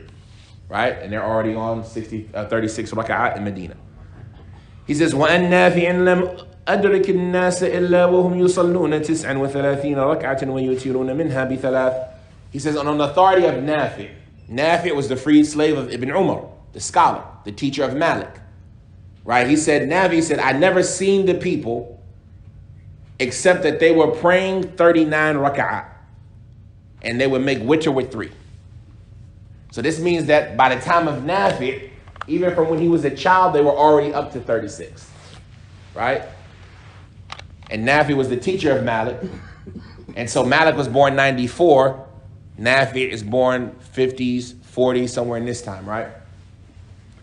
He says, وَأَنْ وِفَاء بْنِ إِيَاسٍ قال كان سعيد بن جبير يصلي بنا في رمضان من أول الشهر إلى 20 ليلة 6 تراويحات فإذا دخل العشر زاد ترويحا. He says, and on the authority of Wiqa ibn Iyas, that Sa'id ibn Jubair, he used to pray with us in Ramadan in the beginning of the month until the 20th of the month, 6 tarweehat. So they call salat al-tarawih because after every 4 rak'ah, they would take a break. Right? They pray 4 rak'ah and then they take a break. 24. So if he prayed 6 tarweehat, 6 times 4 is 24. And as Sa'id ibn Jubair was in Mecca, he said, and then when the last 10 would enter, he would increase a tarweehat. So he would increase them 4 rak'ah. 28. So they would pray 28 in Mecca during the last 10. 29 maybe. 29 when you add witr, they're just talking about the tarweehas right now. They're not even talking about witr yet. Right? So when you say somebody saying an even number, just know that they're talking about salat al-tarawih, because tarawih is different than witr, even though it's all part of the night prayer. He says, وَأَنْ حَبِيبِ بْنِ أَبِي عَمْرَةٍ أنه قال كان سعيد بن جبير يصلي في رمضان 6 ترويحات يسلم بين كل ركعتين كل ترويحة 4 ركعات ويصلي تسليمة واحدة في كل ركعتين. He says, and on the authority of Habib ibn Amrah, he says that Sa'id ibn Jubair, he used to pray with us in Ramadan 6 tarweehat, which we've already established is 24 rak'ah. And they would give the salam between every 2 rak'ah. And every tarweeha was 4 rak'ah. So they would pray 4 rak'ah, 2 by 2, take a break. 4 rak'ah, 2 by 2, take a break, 6 times. And he would give 1 salam in every rak'atayn. Assalamu alaikum wa rahmatullah. Bas. Right? He wouldn't go to the left side when he would give the salams. He says, وأن يونس قال أنه قال أدركت المسجد الجامع قبل فتنة بن الأشعث يصلى بهم عبد الرحمن بن أبي بكرة وسعيد بن أبي الحسن وعمران العبدي كانوا يصلون 5 تراويح فإذا دخل العشر زادوا واحدة يقنطون في النصف الآخر ويختمون القرآن مرتين.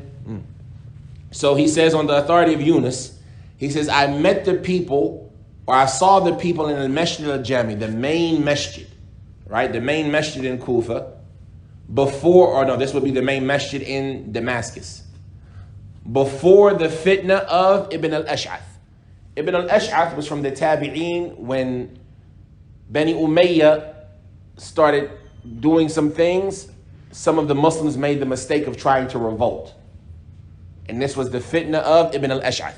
So you see, like, they're keeping track of time by the big events that were happening. This was a big event, the fitna of Ibn al-Ash'ath. A lot of people fell into it in the history, and it's known.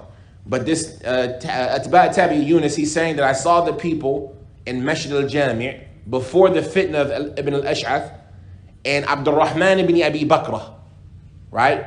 And Sa'id ibn Abi al-Hasan and Imran al-Abdi used to lead them in prayer. And they would pray 5 taraweeh. How many rak'at is that? 20. They would pray 5 taraweeh. And then when the last 10 entered, they would add 1. So when the last 10, they would pray 24. And they would do the qunut in the last half. Meaning 15 to the end of the month, they would do qunut in the salah. They would raise their hand and do that qunut in the salah. And they would complete the Quran twice. Right? They would complete the Quran twice. So that's how long they were praying in those different tarweehat. One night? No, the month. They would complete the Quran twice. He says, وعن عمران بن حدير أنه قال كان أبو مجلس يصلي بهم 4 ترويحات ويقرأ بهم السبع القرآن في كل ليلة. On the authority of Imran ibn Hudayr, he said that Abu Mijlas, he used to pray with them 4 tarweehat. He used to pray with them 4 tarwihat, and he would recite for them 1/7 of the Quran in every rak'ah. I'm sorry, every night. He would recite for them 1/7 of the Quran every night. So he's praying 12 rak'ah, and he's reciting 1/7 of the Quran every night. That means he completed the Quran 4 times in Ramadan. No, I'm not that. No, that's not right. 1/7. So that's every 7 days, 4 times in Ramadan. Yeah, 4 times, because that's a month. Every 7 days he would complete the Quran. He says, وعن ذكوان الحرشي قال شهدت زرارة بن أوفى يصلي بالحي في رمضان 6 ترويحات فإذا كان في آخر الشهر في العشر صلى 7 ترويحات كل ليلة وشهدته في آخر صلاته يصلي 6 ركعات لا يقعد بينهن ويقعد في السادسة. He says, وعن ذكوان الحرشي, he says, I witnessed زرارة بن أوفى making salat with the people in his neighborhood in the month of Ramadan. They would pray 6 tarwihat, right? 6 tarwihat. So that's now what? 6 times 4 is 24 still. He says, فَإِذَا كَانَ فِي آخِرِ الشَّهْرِ. So when it was the end of the month, in the last 10, they would pray 7 tarwihat. So now they're up to 28 every night. He says, and I witnessed him at the end of every salat, he would pray 6 raka'at, and he would not sit down between them. And he would sit in the 6th. So the last 6, he would pray. So now, can you pray 4 straight? So not even 6 tashahhud? No, he would just pray 6 straight. Well, is that the witr or is that the... Does it seem like witr? He said 6. So can I do on a... 6 and then 1 maybe? He said he would pray 6 straight, without sitting down, and then he would sit in the last one. Now, his action isn't the action of the Prophet. Let's see this narration. Is it authentic? Al-Harashi, they don't grade it. But it just shows you, okay, there's different things that we're not accustomed to, right? And so you have to look at this narration and see what do they say about praying 6 straight, or is it a mistake that he means 7 straight? But he says 6, and he wouldn't sit down except in the last one. Dhakwan al-Harashi is... we don't know anything about him. Dhakwan al-Harashi. The author, the verifier says, I haven't found any information about him. In Zurara ibn Abi Awfa al-Harashi, he was the judge of Basra. He was reliable and righteous from the tabi'een. From the older tabi'een. He died all of a sudden while making salat, and you can find his hadith in all 6 books of hadith. But we don't know who Dhakwan al-Harashi is. So that's important, right? He says, وعن ابن القاسم قال سمعت مالكا يذكر أن جعفر بن سليمان أرسل إليه يسأله أن ننقص من قيام رمضان فنهانا عن ذلك فقيل له قد كره ذلك قال نعم وقد قام الناس هذا القيام قديما وحديثا قيل له فكم القيام قال 39 ركعة بالوتر. So now this is a good narration. He says, and on the authority of Ibn al-Qasim, he says that I heard Malik, the Imam of Medina, mention that Ja'far ibn Sulaiman wrote to him asking him, should we lower the number of raka'at in Ramadan?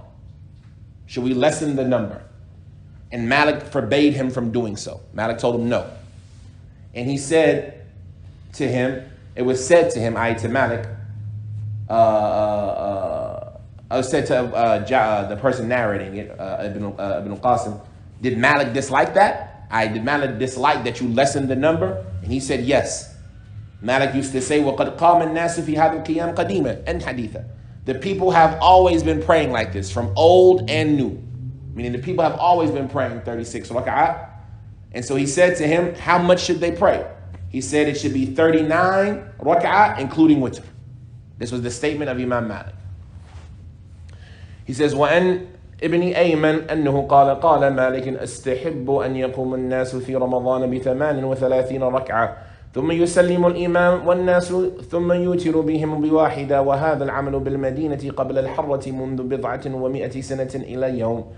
He says, and on the authority of Ibn Ayman, he said that Malik said, I prefer that the people stand in Ramadan 38 rak'ah. And then the Imam gives the salams, and the people and then they give witr together with them, or then he offers witr with them with 1 rak'ah. He says this is what they were doing in Medina even before al-Harra. Harra was the year 63. Malik was born in the year 93. Until almost 100 years since then. Malik died in the year 179. So this was towards the end of the life of Imam Malik, right? At least 100 years after 63, be 163, about 10 to 13 years before Malik died. He says, وقال إسحاق ابن منصور قلت لأحمد بن حنبل كم من ركعة يصلي في قيام شهر رمضان فقال قد قيل فيه ألوان نحو من 40 إنما هو تطوع قال إسحاق نختار 40 ركعة وتكون القراءة أخف. Ishaq ibn Mansur, he said, I said to Ahmad ibn Hanbal, how many raka'at should be prayed in the standing in the month of Ramadan? He said, it's been mentioned a lot of different things about this, over 40 different versions. Verily, it's nothing more than voluntary prayer. Ishaq said, we prefer, or we chose 40 raka'at, and that the recitation be short, right? 40 raka'at with quick recitation. But the statement of Imam Ahmad in that was, it's all voluntary. Just pray. It's voluntary. You want to pray 40, 20? There's been over 40 different opinions about how many raka'at it should be. So when you see the brothers sometimes trying to tell you that, no, it's a bid'ah to pray more than 11, Imam, and a lot of them are Hanbali or raised, educated, wise by Hanabila. You say, this is Imam Ahmad himself saying, it's all voluntary.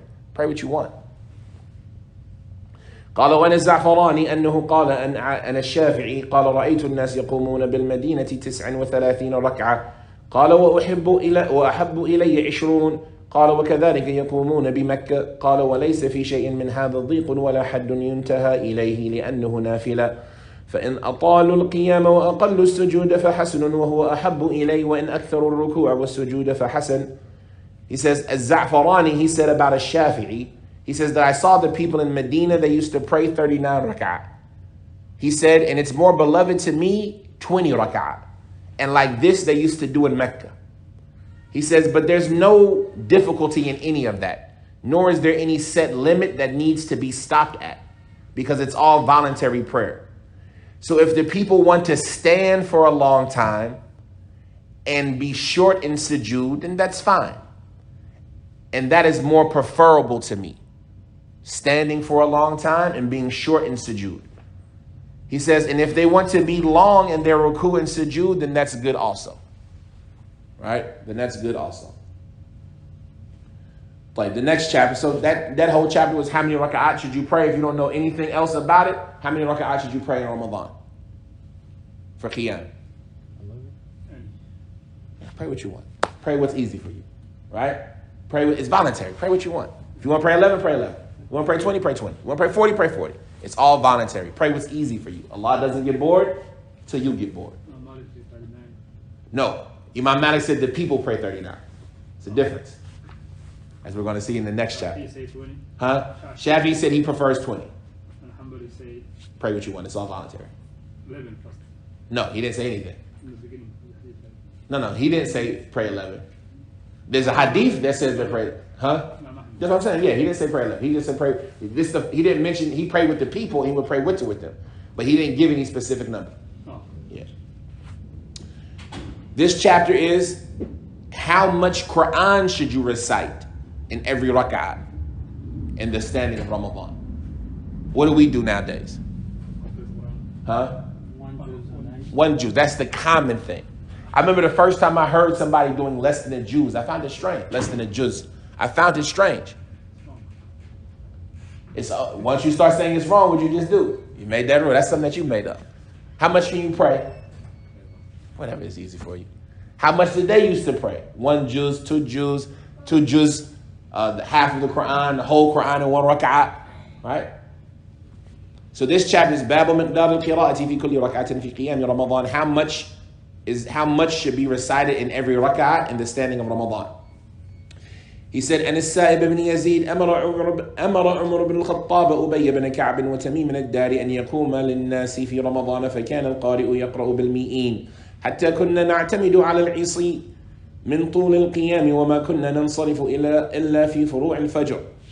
He says on the authority of Sa'ib ibn Yazid. It's the same narration we read earlier, but it's different. He says that Umar ibn al-Khattab commanded Ubay ibn Ka'b and Tamim al-Dari radiyallahu ta'ala anhum that they stand with the people in Ramadan, and the reciter would recite in the hundreds. The reciter would recite in the hundreds, and we would be leaning on our staffs.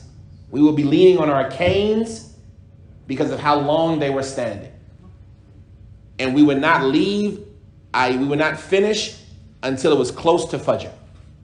Right? That's how long we would be praying at night. 100 ayats, yeah. They would read hundreds. Right? He says, وعن مالك أن عبد الله بن أبي بكر أنه قال سمعت أبي يقول كنا ننصرف في رمضان من القيام فنستعجل الخدم بالطعام مخافة الفجر. He says, and Malik said that I heard on the authority of Abdullah bin Abi Bakr, who says, I heard my father saying that we used to, and this is not Abu Bakr, this is Siddiq, this is somebody else. Muhammad ibn Abdullah bin Abi Bakr bin Muhammad ibn Amr ibn Hazm al-Ansari. He says that I heard my father saying, we used to finish in Ramadan from standing, and we would hurry up our servants to prepare the food out of fear that Fajr was going to enter. Right? And we would rush our servants to prepare the food out of fear that Fajr was going to enter. He says, وعن السائب أنه قال كان القارئ يقرأ في رمضان في زمن عمر بن الخطاب في كل ركعة ب50 آية 60 آية ونحو ذلك. And as-Sa'ib, that same narration from earlier, he said that a reciter would recite in the Ramadan during the time of Umar ibn al-Khattab, and every rak'ah, maybe 50 ayat, 60 ayat, and like this. He says, وعن عاصم أن أبي عثمان أن عمر جمع القراء في رمضان فأمر أخفهم قراءة أن يقرأ 30 آية وأوسطهم 25 وأثقلهم قراءة 20. He says, and Asim, that Abi Uthman said that Umar gathered the reciters in Ramadan. And so he commanded the ones who had light recitations, right? Quick, fast recitations, that they read 30 ayah. And those who were in the middle, that they read 25. And those who had heavy recitations, that they read 20. قال وأنا الحسن أن عمر بن الخطاب أمر أبيا فأمهم في رمضان فكانوا ينامون ربع الليل ويقومون ربعي وينصرف بربع لسحورهم وحوائجهم وكان يقرأ بهم 5 آيات و6 آيات في كل ركعة ويصلي بهم 18 شفعا ويسلم في كل ركعتين ويروحهم قدر ما يتوضأ المتوضئ ويقضي حاجته. So that this narration is interesting. He says, and al-Hasan, that Umar ibn al-Khattab, he commanded Ubay, and so he led the people in Ramadan. And they used to sleep the first fourth of the night. And then they would stand for 2/4 of the night. And then they would finish with a fourth left to take their suhoor and handle their needs. And he used to read with them 5 ayat or 6 ayat in every rak'ah. I think here that it's a mistake. I think it's supposed to be 50 ayat or 60 ayat. But it says 5 ayat or 60 ayat, and it says it in 2 different versions of the book, 2 different prints. So Allah knows best. But here it says he used to read with them in every rak'ah 5 ayat or 6 ayat. No, it has to be 5 or 6 because the word ayat is plural. So yeah, he used to read with them 5 ayat or 6 ayat in every rak'ah. And he would pray with them 18 rak'at even. And he would give the salams between every 2 rak'ah. And he would give them a break long enough for them to make wudu and to handle their needs. Right? But that narration, it's interesting. Because he has everything different. He has 20, and then 3 with which would be 21. He has 5 ayat in every rak'ah, but he gives you some details. Anyway, he says, وَأَنْ سَعِيدِ بْنِ عَامِرٍ أَنْ أَسْمَاءِ بْنِ عُبَيْدٍ أَنَّهُ قَالَ دَخَلْنَا عَلَى أَبِي الرَّجَاءِ الْعُطَارِدِ قَالَ سَعِيدٌ زَعْمُ أَنَّهُ كَانَ بَلَغَ 30 و100 فقال يأتوني فيحملوني كأني قفة حتى يضعوني في مقام الإمام فأقرأ بهم 30 آية وأحسبه قد قال 40 آية في كل ركعة يعني في رمضان. He says, on the authority of Sa'id ibn Amr, that Asma ibn Ubayd, he said, we entered upon Abi Raja al-Utaridi. Sa'id said, and they claimed that he had reached 130 years old. So he said, they used to, Abu Raja al-Utaridi, he said, they used to bring me and they would carry me like a basket. Right? He's 130 years old. He said, they used to bring me and carry me like a basket until they put me where the Imam stands. And I would recite for them 30 ayat.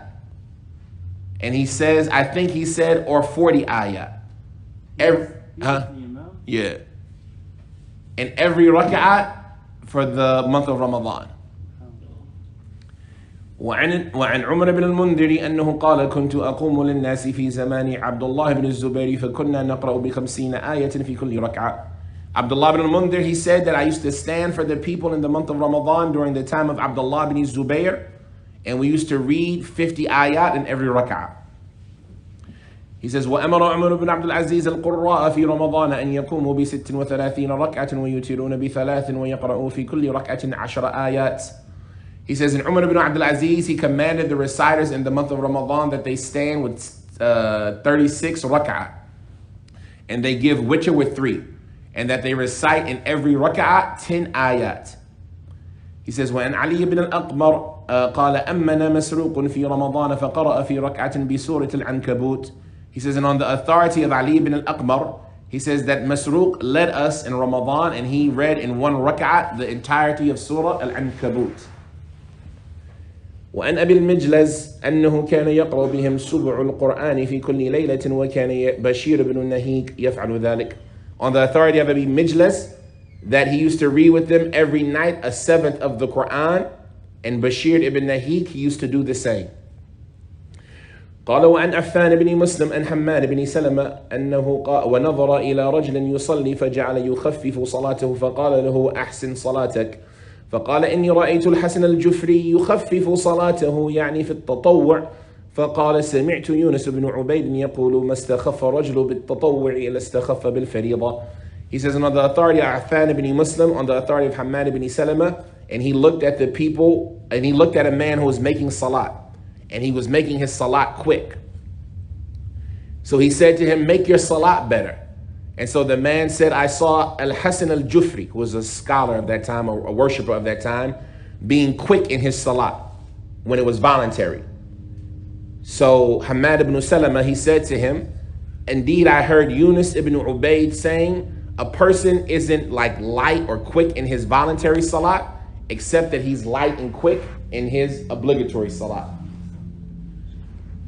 So the point of that narration is pray your voluntary prayer the way you pray your obligatory prayer. So how should you pray Taraweeh? The same way you pray your other prayers. That's the point of that statement here.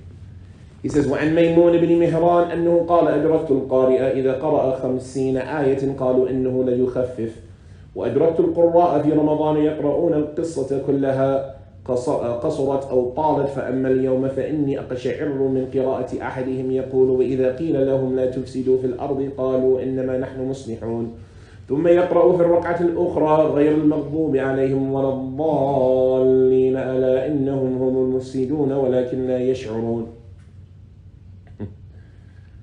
He says, and on the authority of Maymun ibn Mihran, he said, I found the people that if the reciter recited 50 ayah, they would say it was a light night. And I found the reciters in Ramadan, they would read the entire story, whether it was long or short, or whether it was short or long. As far as today, then my skin crawls the way one of them recites. He'll read in the first rak'ah, and when it said to them the statement of Allah, وَإِذَا قِيلَ لَهُمْ لَا تُفْسِدُوا فِي الْأَرْضِ قَالُوا إِنَّمَا نَحْنُ مُصْلِحُونَ. Right, he'll read that ayah, and when it said to them, don't create mischief in the earth, they say, indeed, we are the muslihun, and then he end the rak'ah. And then when he gets to the next rak'ah, he would say, غَيْرِ الْمَغْضُوبِ عَلَيْهِمْ وَلَا الضَّالِّينَ أَلَا إِنَّهُمْ هُمُ الْمُفْسِدُونَ. right? When he would get to the next rak'ah, he would say, except those, like, guide us through the path of those who you showed your favor on, not those who have who got your anger, nor those who have gone astray. Indeed, they are the mufsidun. وَلَكِنْ لَا يَشْعُرُونَ. He says, وَأَنْ عَبْدُ الرَّحْمَنِ بْنِ الْقَاسِمِ قال أنه سئل مالك عن قيام رمضان بكم يقرأ القارئ قال بعشر فإذا جاءت السور الخفيفة فليزدد مثل الصافات وطاسين فقيل له 5 قال بل 10 آيات. He said, on the authority of Abdurrahman ibn Qasim, he said, I asked Malik about standing in Ramadan, how much should the reciter read? He said he should read 10, like 10 in every rak'ah. He said, so when he gets to the light surahs, the short surahs, he should do more, like Safat and Tasin, right? Those are the light surahs, mashallah. He said, what about 5? He said, no, 10 ayat. Last narration for today, he said, وَأَنْ أَبِي دَاوُودٍ أَنَّهُ قَالَ سُئِلَ أَحْمَدُ أَنْ رَجُلًا يَقْرأُ الْقُرْآنَ مَرَّتَيْنِ فِي رَمَضَانِ يَؤُمُّ النَّاسِ قال هذا عندي على قدر نشاط القوم وإن فيهم العمال وقال النبي صلى الله عليه وسلم لمعاذ أفتان أنت. Abu Dawood, he said, I asked Imam Ahmed about a man reciting the Quran twice in Ramadan while he's leading the people. He said, Imam Ahmed said, this in my opinion is based upon the energy of the people. Because indeed you'll find from them are workers. And the Prophet ﷺ said to Mu'adh, do you cause fitna? Are you causing fitna, O Mu'adh? Meaning, if you're going to lead the people in Taraweeh, pay attention to who you're leading. Just like if you're the imam in the obligatory prayer. Maybe somebody wants to pray Taraweeh, but they got to get up for work in the morning. So are we going to read a juz or 2 juz a night? That's going to be hard. And the Prophet criticized Mu'adh when Mu'adh used to pray with him, and he would go to his people and lead them in Isha, and he would pray he would read with Surah Al-Baqarah. And there was an old man behind him, and so he thought Mu'adh was taking too long, so he just left the salah and prayed on his own. Right? SubhanAllah. He just, he taking too long. Stepped to the side, finished the salah on his own. The next day he went to the Prophet ﷺ and complained. And did the Prophet get mad at the guy for leaving the salah and praying on his own? No. The Prophet said, Mu'adh, you causing mischief? Right? You causing trouble, Mu'adh? Because this man wanted to pray in congregation, but Mu'adh made it hard for him. So this is, if we don't know anything else, this chapter was about how much should we pray in Taraweeh? How much should we read every night? What's the answer?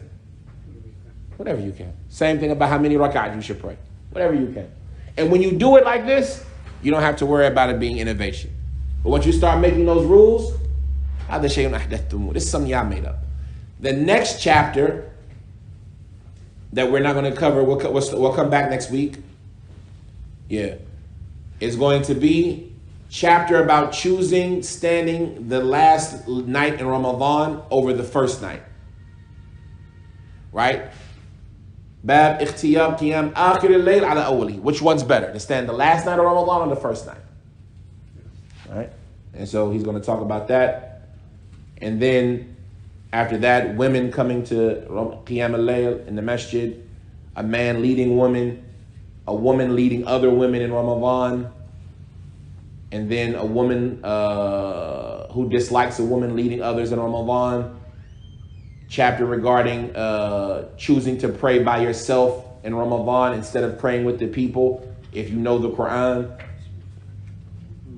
And then the Imam leading the people in prayer while reading from the Mus'haf. And then he has a lot more chapters after that. We're about a third of the way done. So we'll pick back up next set, inshallah, after Asr, inshallah. Story like that happened, someone with a microphone went off, and then one of the sisters just stand up and finish the salah. With the women over there? No, some masjid. Oh, in another masjid, yeah. Somewhere. And then there was a conflict that is when women start leading the salah. Yeah. So alhamdulillah, once we get to that chapter, we'll know what we can say. We can say, no, so-and-so did this. And that's the beauty of this, is so we can say with, a little bit of certainty and information, the Salaf did this, right? That's the reason that we learn about the Salaf, so we know what to do in these situations, right? And it makes us comfortable with things that we're not comfortable with. Like you say, can I go to that masjid where they're praying 4 rak'at straight? If that's the masjid by my house, that's where I'm going to go. You see what I'm saying? Unless I want to go somewhere else. But he's going to have a chapter about that, about like what imam to choose, like the people who go and choose imams. Right, I'm going to go to this masjid. I'm going to pray if so-and-so is praying. Right? Who's leading the salat tonight? Muhammad? No, I don't like Muhammad's recitation. Abdullah's leading the salat? Class. Abdullah's praying, I'm going to pray, inshallah. Right? Like this. No, like, so this is the reason why we learn the statements of the Salaf. Subhanakallahumma bihamdika ashhadu an la ilaha illa anta astaghfiruka.